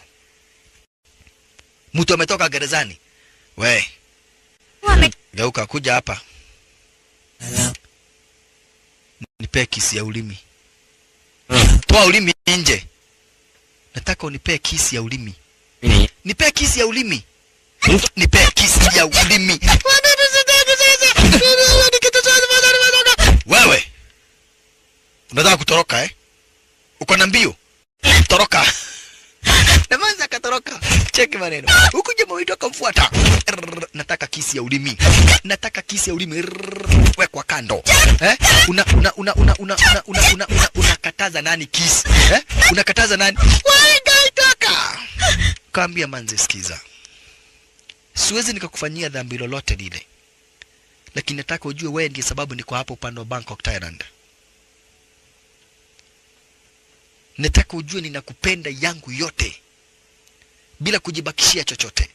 Ninakupenda yangu yote bila ya kujibakishia chochote. Ninakupenda mbaya mbovu. Ninakupenda stari nyingine deadly. Unakumbuka wakati ambapo ulijaribu kunigonga? Wakati nilikutazama tu hivi nikakuona. Hapo ndipo nilianza kukufuata. Juu ya kukupenda. Nikaanza kukufuata, nikajua kila kitu chenye unafanyaga, na ndio nikapata habari mnajipanga kuja upande wa Bangkok, Thailand. Na nikasema pia mimi nitakuja hapo upande wa Bangkok, Thailand. Nimeishi kukufuata, kukutamani. Hata kabla sijakuja upande wa Bangkok, Thailand, ni mimi nilikuwa nakuchungulia wakati ulikuwa unasoma vitabu. Hiyo yote. Lakini wakati ulifika hapa ukaanza kunifanya madharau. Hata wakati ulinikamata ukanifunika macho design kama hiyo, ulifanya moyo wangu usimame. Ukweli ni kuwa ninakupenda. Siwezi nikakuumiza, lakini nilikuwa nafanya revenge ya yale madharau umenifanyia ukuwa mdozi. Lakini sasa nimeamua kukuambia life, I love you so much. Ninakupenda sana. Na siko hapa kukuumiza. Niko hapa kukulinda na kukupa penzi langu lote. Jua hayo tu. Ya, Manzi pia alikuwa shamnoki jamaa wetu. Wakati aliambiwa yale, si ati ni mageni, lakini ilifanya moyo wake uhisi vizuri sana. Kwa maruninga zote, maradio na kwa digital na kwa analog TV, kila sehemu ilikuwa hapa basi bila shaka pale ni story kuhusu mtoto wake Prakash. Huyo Prakash Raja. Prakash Raja hapa basi alitangazisha kila sehemu, akamtafuta hapa basi kila sehemu bila kufanikiwa. Lakini MS na Raya akamwambia, sikiza, kuja nikuambie. Unaniambia nini? Akamwambia huenda huyu Lamcharan ndiye aliweza kumteka nyara mtoto wako. Sasa mwambie unaniambia kitu gani? Nilikulipa uwekee mtoto wangu ulinzi. Okay, ndio mkubwa, lakini sasa unajua mambo ikitendeka imetendeka. Mambo ikitendeka imetendeka. Sasa nitutafuta pahali wako. Mtoto wangu nikimkosa, na wewe utakosekana duniani. Mtoningo. Wow. Haya, hawa nao bado wako hara zenye wizi. Jamaa yetu tumeshampenda Manzi. Na sasa ameanza kumtreat vizuri. Mwambia, sweetheart, kuja kipenzi changu cha roho. Siwezi nikakufanyia lolote ambalo hauhitaji, ambalo haupendi. Lakini najua leo ni birthday yako. Happy birthday. Happy birthday. Nimechunguza mpaka nikajua basi bila shaka pale leo ni birthday yako. Najua huko hakuna vitu mingi. Oya Kenyauki ugekuo. Chukua hicho kipaka kidoli. Ni present ya birthday. Maza kiimagine pahali walipo na napatiwa birthday present. Enyewe pia yeye aliweza kumkufia jamaa wetu. Mwanzo jamaa wetu alimwambia, life, nimekupenda. Mzee naye anaitisha podi anauliza, mtoto wangu wewe wa kipekee, sijui pahali alipo ai, leteni podi na mtungi. Mwanzo na yeye basi akajipa yake yote. Happy birthday happy birthday to you. Mwanzo akaona yenyewe huyu ndiye mwanaume, na kama sio huyu basi pengine iwe tu DJ Afro. Alright, asante sana.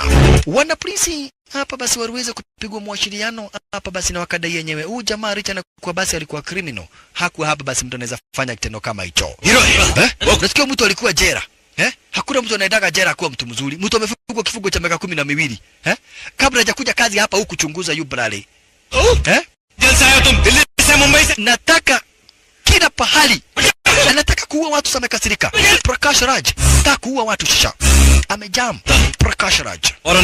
Nahitaji helicopter. Surroundings zote zizingirwe. Sawa na wao baada ya kujienjoy waliweza kudozi stara kama hiyo. Lakini usubuhi na mapema chopa zikapita pale kama hapo. Wakasikia chopa zinapita upande wa juu. Sasa ikabidi jamaa wetu, "We!" Manzi akajua huyo ni babake.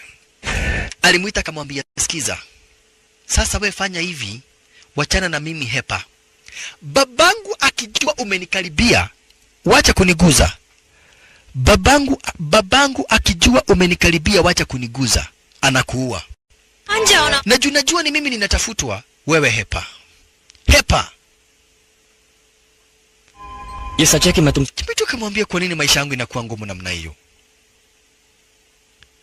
Juu mimi mbali na kuhaba si nilitaka kukupata sana. Kuna gaidi nilikuwa nimekuja kutafuta pia hapo upande wa Bangkok, Thailand. Sasa akaanza kumhadithia Manzi. Akaambia Manzi, kuna jangili nilikuwa natafuta hapo upande wa Bangkok, Thailand.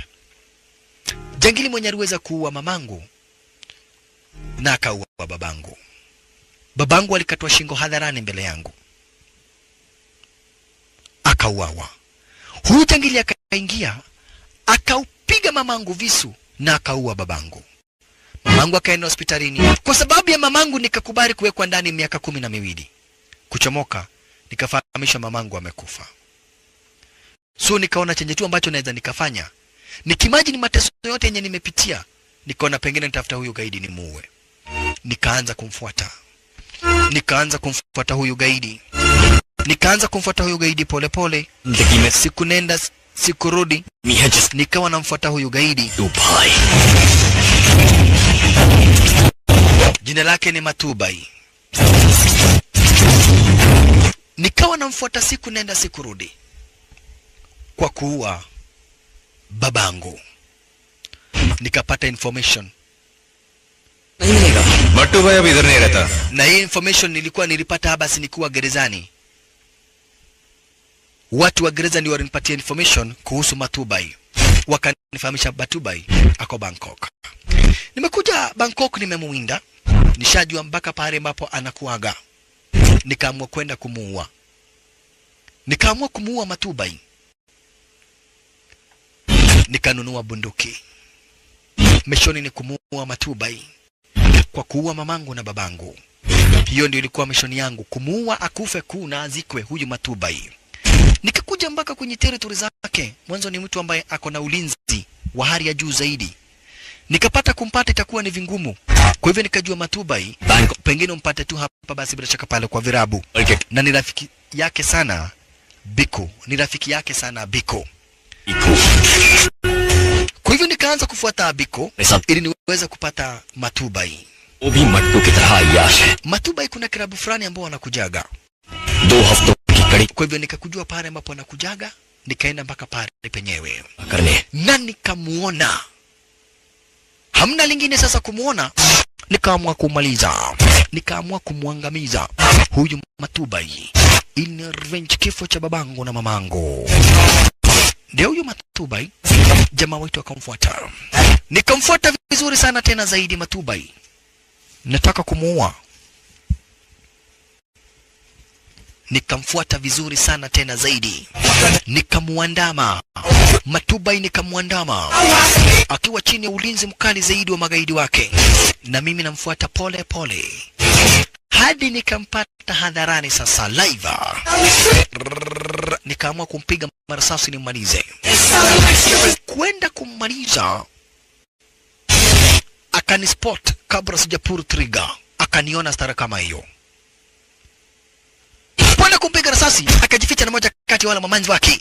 Kisha nikajaribu kumshambulia nimuue, lakini mabodyguard wake wakaingia. Wakaanza kumsaidia. Nang'ang'ana kumuua, lakini majangili wake wameingia wengi zaidi. Matubai kupata nafasi, alihepa. Matubai akahepa. Matubai akahepa stara kama hiyo. Mimi nikawachwa nikikabiliana na wana magaidi wengine. Lakini mwenye nilitaka sana ni Matubai, lakini sikufaulu kumuua. Nikaua wengine stara kama hiyo, maka mara sasa kaisha kwa bunduki langu na Matubai akahepa. Siwezi nikapata amani moyoni mwangu as long as Matubai yako uhai. Sasa wewe na wewe unaniambia ni hepe, ati babako ataniua. Na wewe ni kipenzi changu cha roho. Maisha gani haya? Maisha gani haya? Sijaipenda mtu venye nimekupenda.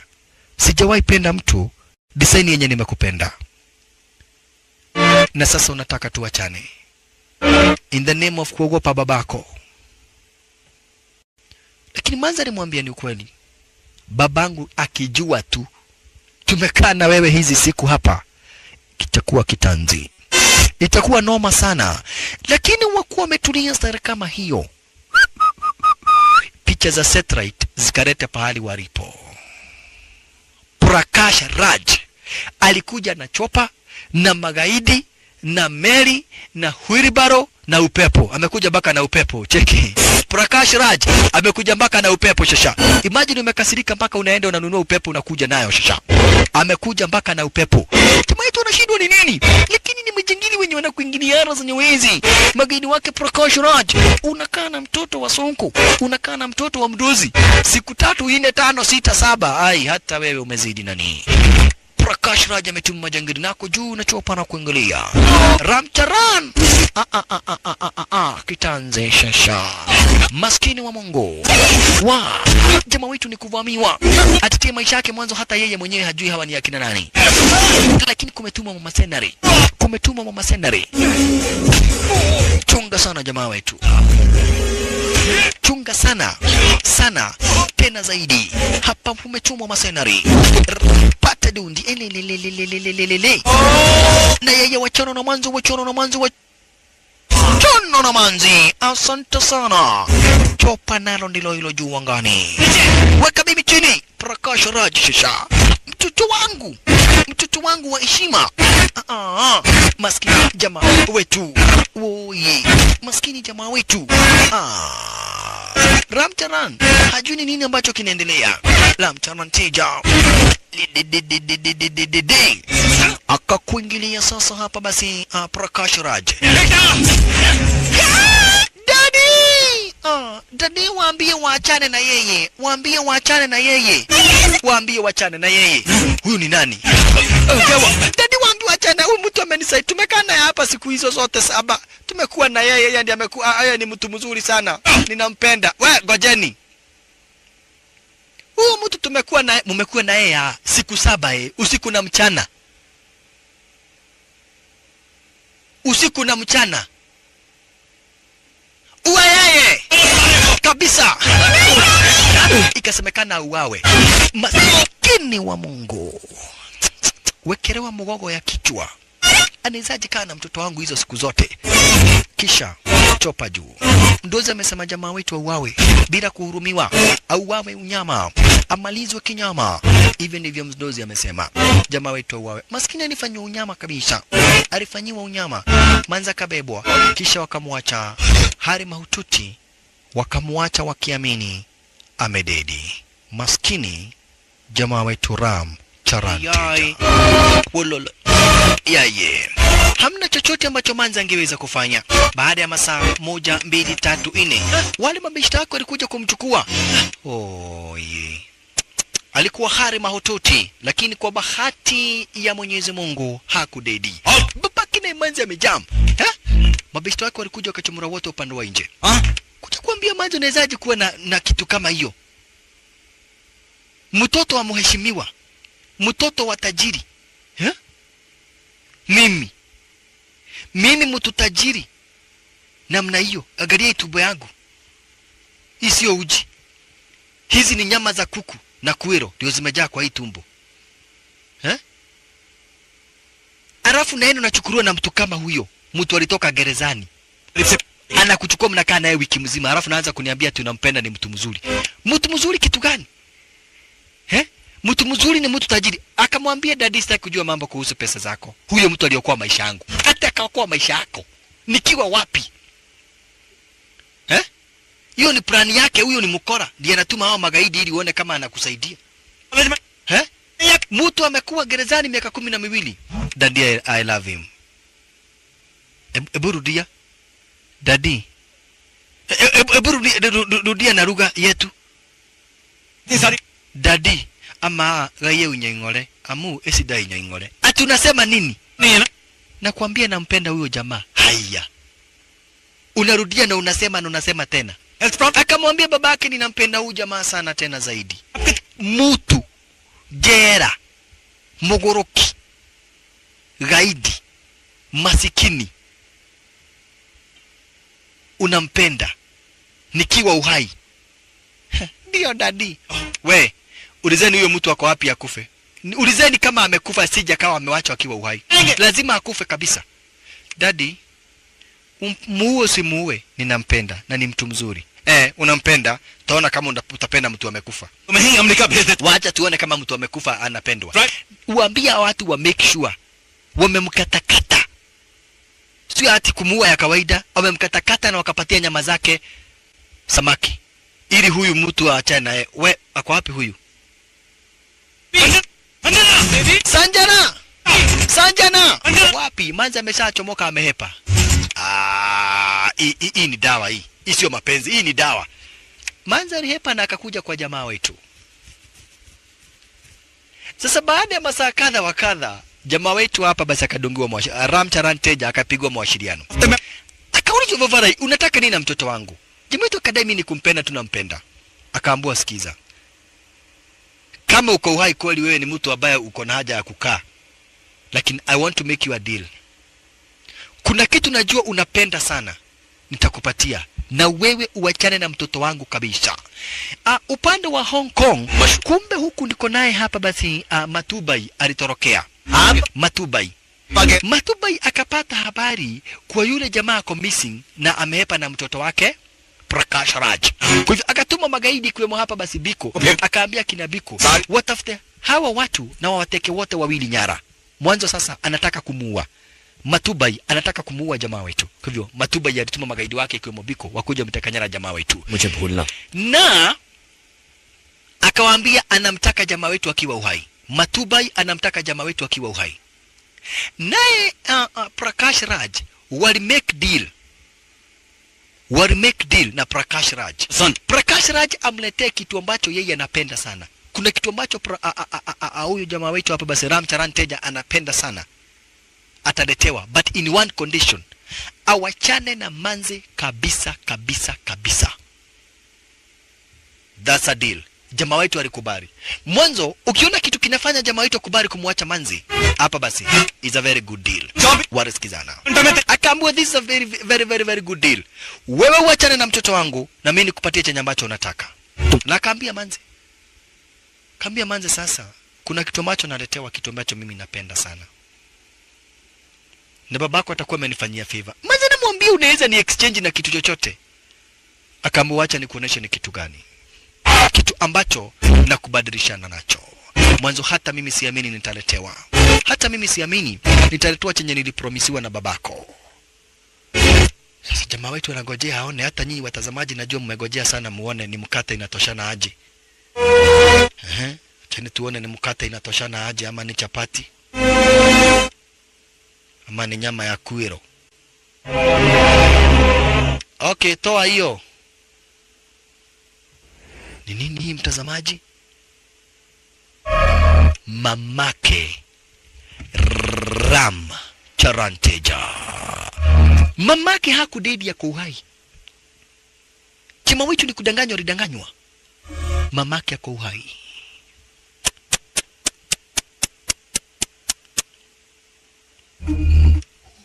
Huyu ni mtoto wangu. Akaambiwa ndio ni mtoto wako. Prakash Raj amefanya chochote ambacho anaweza fanya kufichua hii siri. Akatumia pesa mingi zaidi kufichua hii siri ili tu mtoto wake awachane na jamaa wetu. Maridadi, asante sana Pozi Kibisha. Alikuja kumkumbatia mtoto wake basi bila shaka para sara kama hiyo. Akamwambia yenyewe, nimeishi kutamani sana kukuona mtoto wangu. Nimeishi hapa basi sana kutamani niweze kukuona. Ni jamaa wetu anamwambia mama, nilidanganywa nikaambiwa tulikufa na ukazikwa. Kumbe uko uhai. Kumbe uko uhai. Walifanya hivi ili kesi basi siwahi chimbuka hata siku moja. Kumbe walifanya hivi ili kesi siwahi chimbuka hata siku moja. But all in all, mama, I'm happy that you are alive now. I'm happy that you are alive now. Nina furaha sana tena zaidi ati sasa uko uhai. Nina furaha sana tena zaidi ati uko uhai this time round. Okay. Na wewe nipatie mtoto wangu. Never again nisiwahi kuona karibu na mtoto wangu. Twende wewe. Todhi. Sir. Please, Daddy. Sir, tafadhali. Asante kwa kuniletea mamangu, lakini usimdhurumu huyo msichana. Sio makosa yetu kupendana. Usimdhurumu. Wacha kae kwa amani. Nimekubali niwachane na yeye unipatie mamangu. Yes. Asante kwa kunipatia mamangu. Asante sana.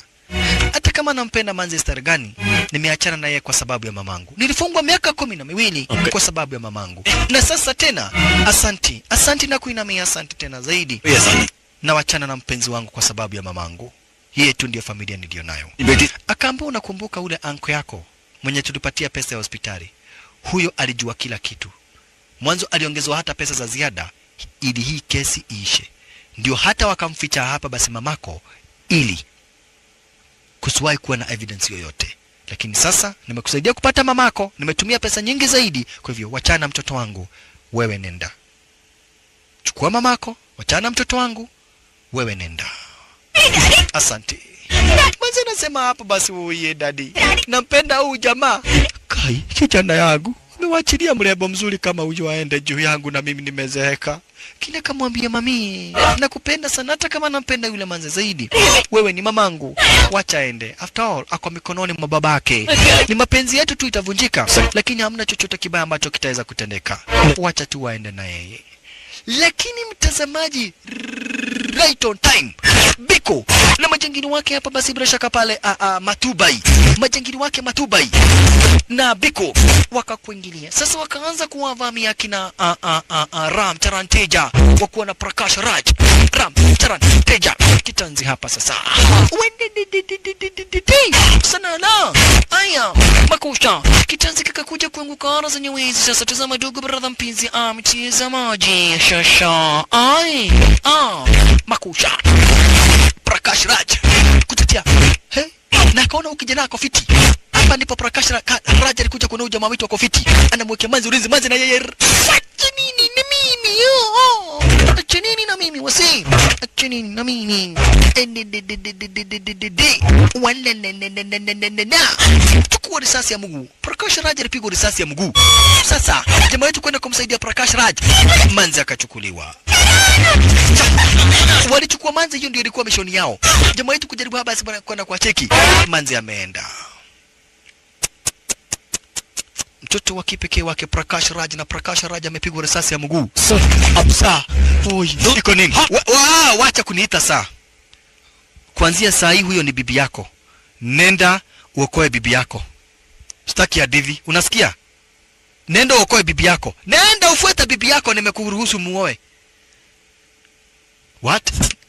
We, nenda ukaokoe bibi yako. Sitaki sasa stress za maisha. Prakash Raj sasa kuona venye taabu imekuwa hapa, mpaka amemruhusu jamaa wetu. Sasa amejua akimwambia ni bibi yake, sasa jamaa wetu atatoka na wazibu. Prakash Raj akamwambia life, nenda ukaokoe bibi yako sasa. Sasa jamaa wetu mpaka amepatiwa, amekuwa bibi yake na mama yake ako hapa. Sasa atatoka na wazibu. Mtanipatie manzi, munipatie wasia. Mtanipatie manzi. Munipatie wasia. La, mbele yake. Usimuue, anaongea. Jamaa wetu akaambiwa, sikiza, uandamane na huyo jamaa mpaka pahali nilipo. Kama unataka tusimuue huyu mlembo, kama unataka tusimuue huyu mrembo, uandamane na huyo jamaa mpaka pahali nilipo. Failure to that, utapenda Kumoki Island. Kumoki Island, hapa ndipo na hapa harina ambapo hapa bishi manzi ameletwa shasha. Jamaa wetu alikubali mwanzo. This time round Prakash Raj amekubali na akamwambia hapa basi bila shaka pale huyo ni bibi yako. Alikuja kuletwa design kama yona kadege ambako akona totaro, yani degatar yani degmel. Alright, asante sana. Ni kandege na ni kameli bado. Degatar. Alright, asante sana, yani degmel ndege na bado ni meli. Degmel yani degataru. Alright, basement za jangili mwenyewe ndiye huyu, ndiye aliweza kuwa hapa basi bila shaka pale babake jamaa wetu, na akamuumiza sana mamake. Matubai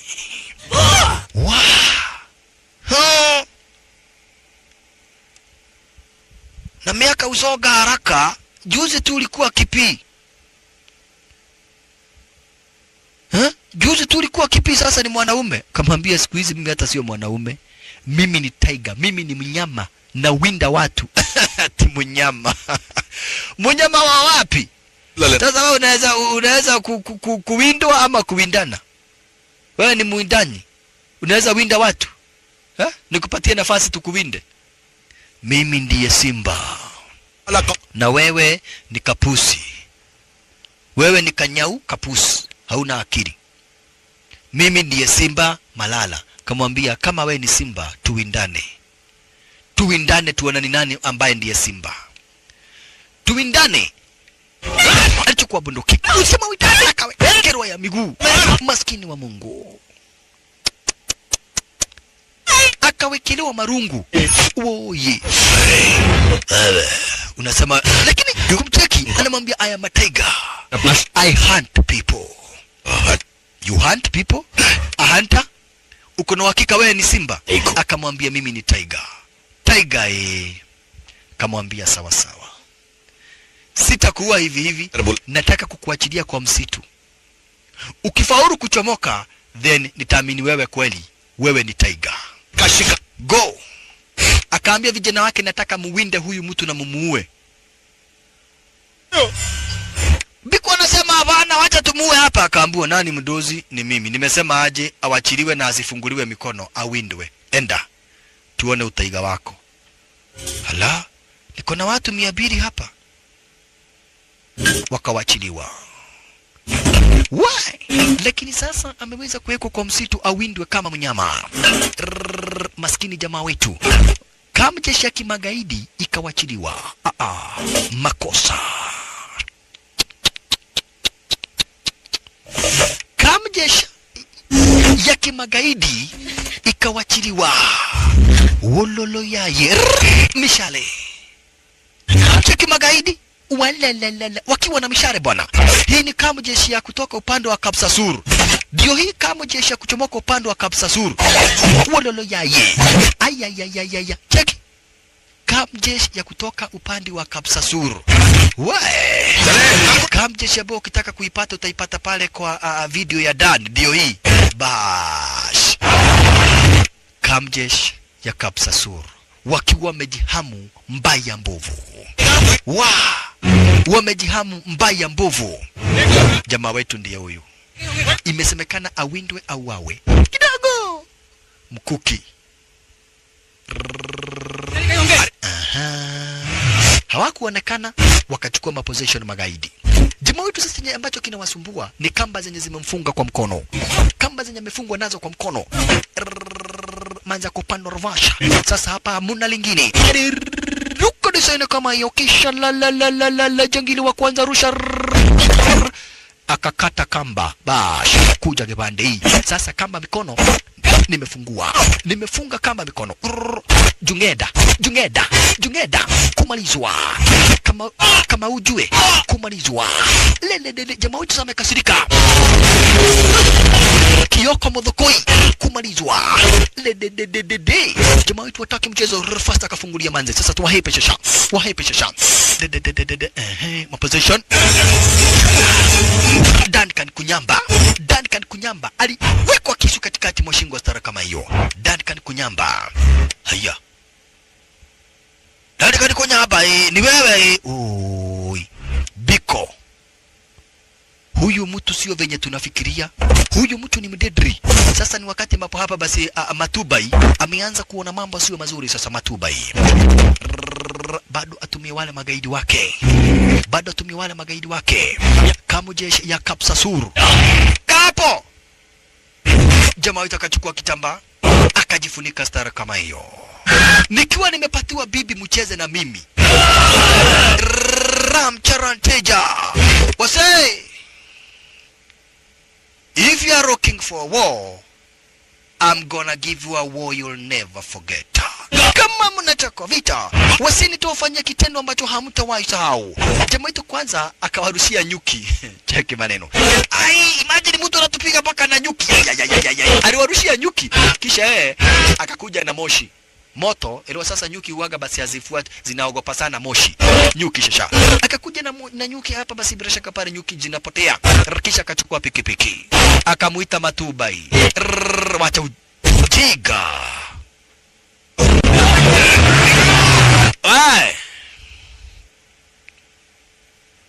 Ndiye huyo mimi. Huyu mtu. nani kuna pikipiki shisha. Kama ni mimi mnataka nifuateni, ndio anataka kuwa divert ili waachane na manzi, wamfuate yeye peke yake shisha. Why wamfuate yeye peke yake? Ramcharanteja, asante sana Ramcharanteja, maridadi pose kibisha. Ramcharanteja jaribu kumshambulia lakini geuka kisha, asante sana maridadi pose kibisha. Geuka kisha chukua bunduki, nyeshia marasasi. Asante sana maridadi. Huo dengo za majangili stara kama hiyo. Wazee kwani mnaenda wapi? Asante sana. Mbele yake akajua kwanza hili jeep ni kulilipua. Cheki designer wachilia pikipiki kwa amefungulia tanki la petroli. Gonga dinga jeep puka. Aishtali kama hiyo shasha. Maridadi. Asante sana. Anataka sasa huyu mdozi Matubai. Matubai. Wewe ndiye ninataka Matubai. Oh yeyai. Martin Momero akanyogwa Momero. Martin Momero nyogwa Momero kumalizwa. Martin, haya. Nini? Kamjesha kabisa suru oye. Wacha waone venye mwenzao amefanyiwa. Dungwa mshale. Rusha mkuki. Wapi? Sisi ni wanoma jo. Kabisa suru oye. Kujeni. Akachukua kitu ya kujikinga. Munakuta nani? Kamjesh ya Kapsasur. You are gonna kuinamia. Ramcharanteja. Ramcharanteja. Kuja gebande. Dungwa kumalizwa. Jothe Fumai. Oi, wewe unafanya kazi gani? Mimi nakamuaga paka. Tunakamua paka. Si ndio? Unapeleka wapi maziwa ya paka?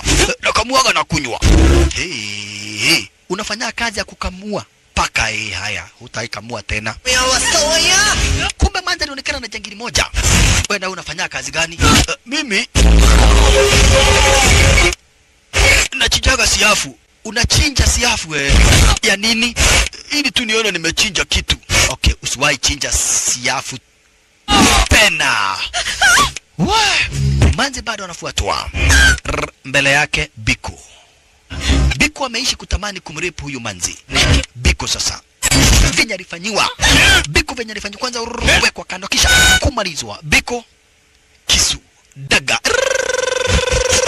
pungwa ya mguu kisha akanyongwa kimadharau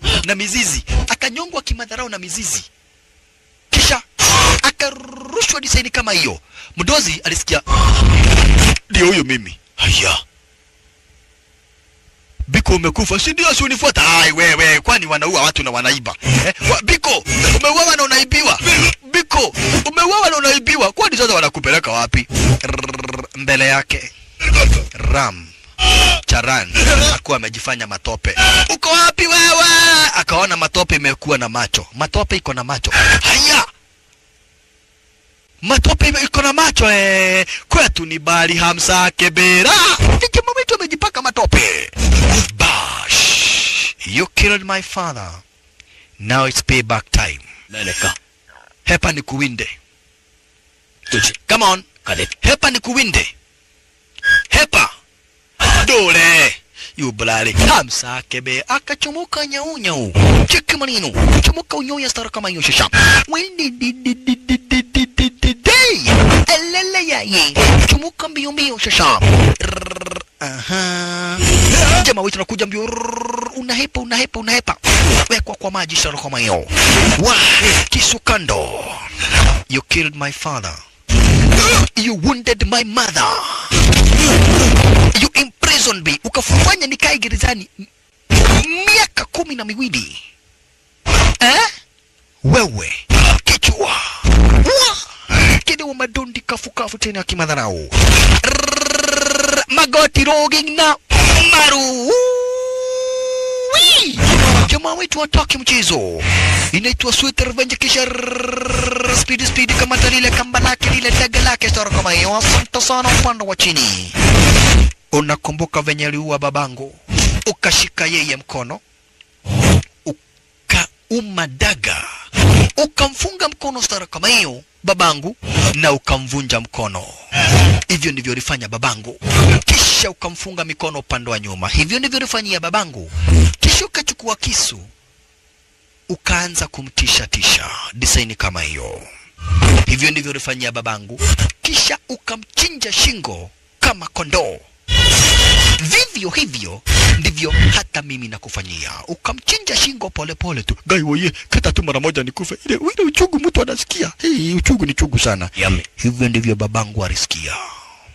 Ya duniani hulipiwa papa hapa. Duniani bado. Katua shingo kumalizwa. Yeah. Ya duniani Matubai huwa yalipiwa papa hapa duniani. Ya dunia ulipiwa papa hapa duniani. Kwa hivyo ukitenda kitu mbaya, ujue pia na wewe one day one time utakuja kutendewa vivyo hivyo. Kwa hivyo kama venye Biblia inasema, basi tenda mema na uende zako. Wacha kutenda maovu, mwanzo ukitenda maovu utalipia papa hapa duniani. Jamaa wetu aliweza kumpata hapa, basi mwanzo aliweza kuambiwa vizuri huyu ni bibi yake. Kwa hivyo alimchukua mara moja, kumwambia sasa babako amenipatia bibi na magaidi wamewacha ndege. Sasa niko na ndege na niko na bibi na niko na mamangu. Kuwa na maana baishi na jamaa wetu Ramcharan Teja amepata bibi, ndege na akapata mamake. Kuwa na maana baishi na mission yake ni accomplished. Akubishi ame accomplish mission yake. Hapa baishi na Mark Cheki naona na picha retu Cherotma mwisho. Akubishi ni wa command selector, top ranking DJ, ranking Afro Amigos, the Indian Guru. Picha retu Cherota mwisho. Cherota mwisho.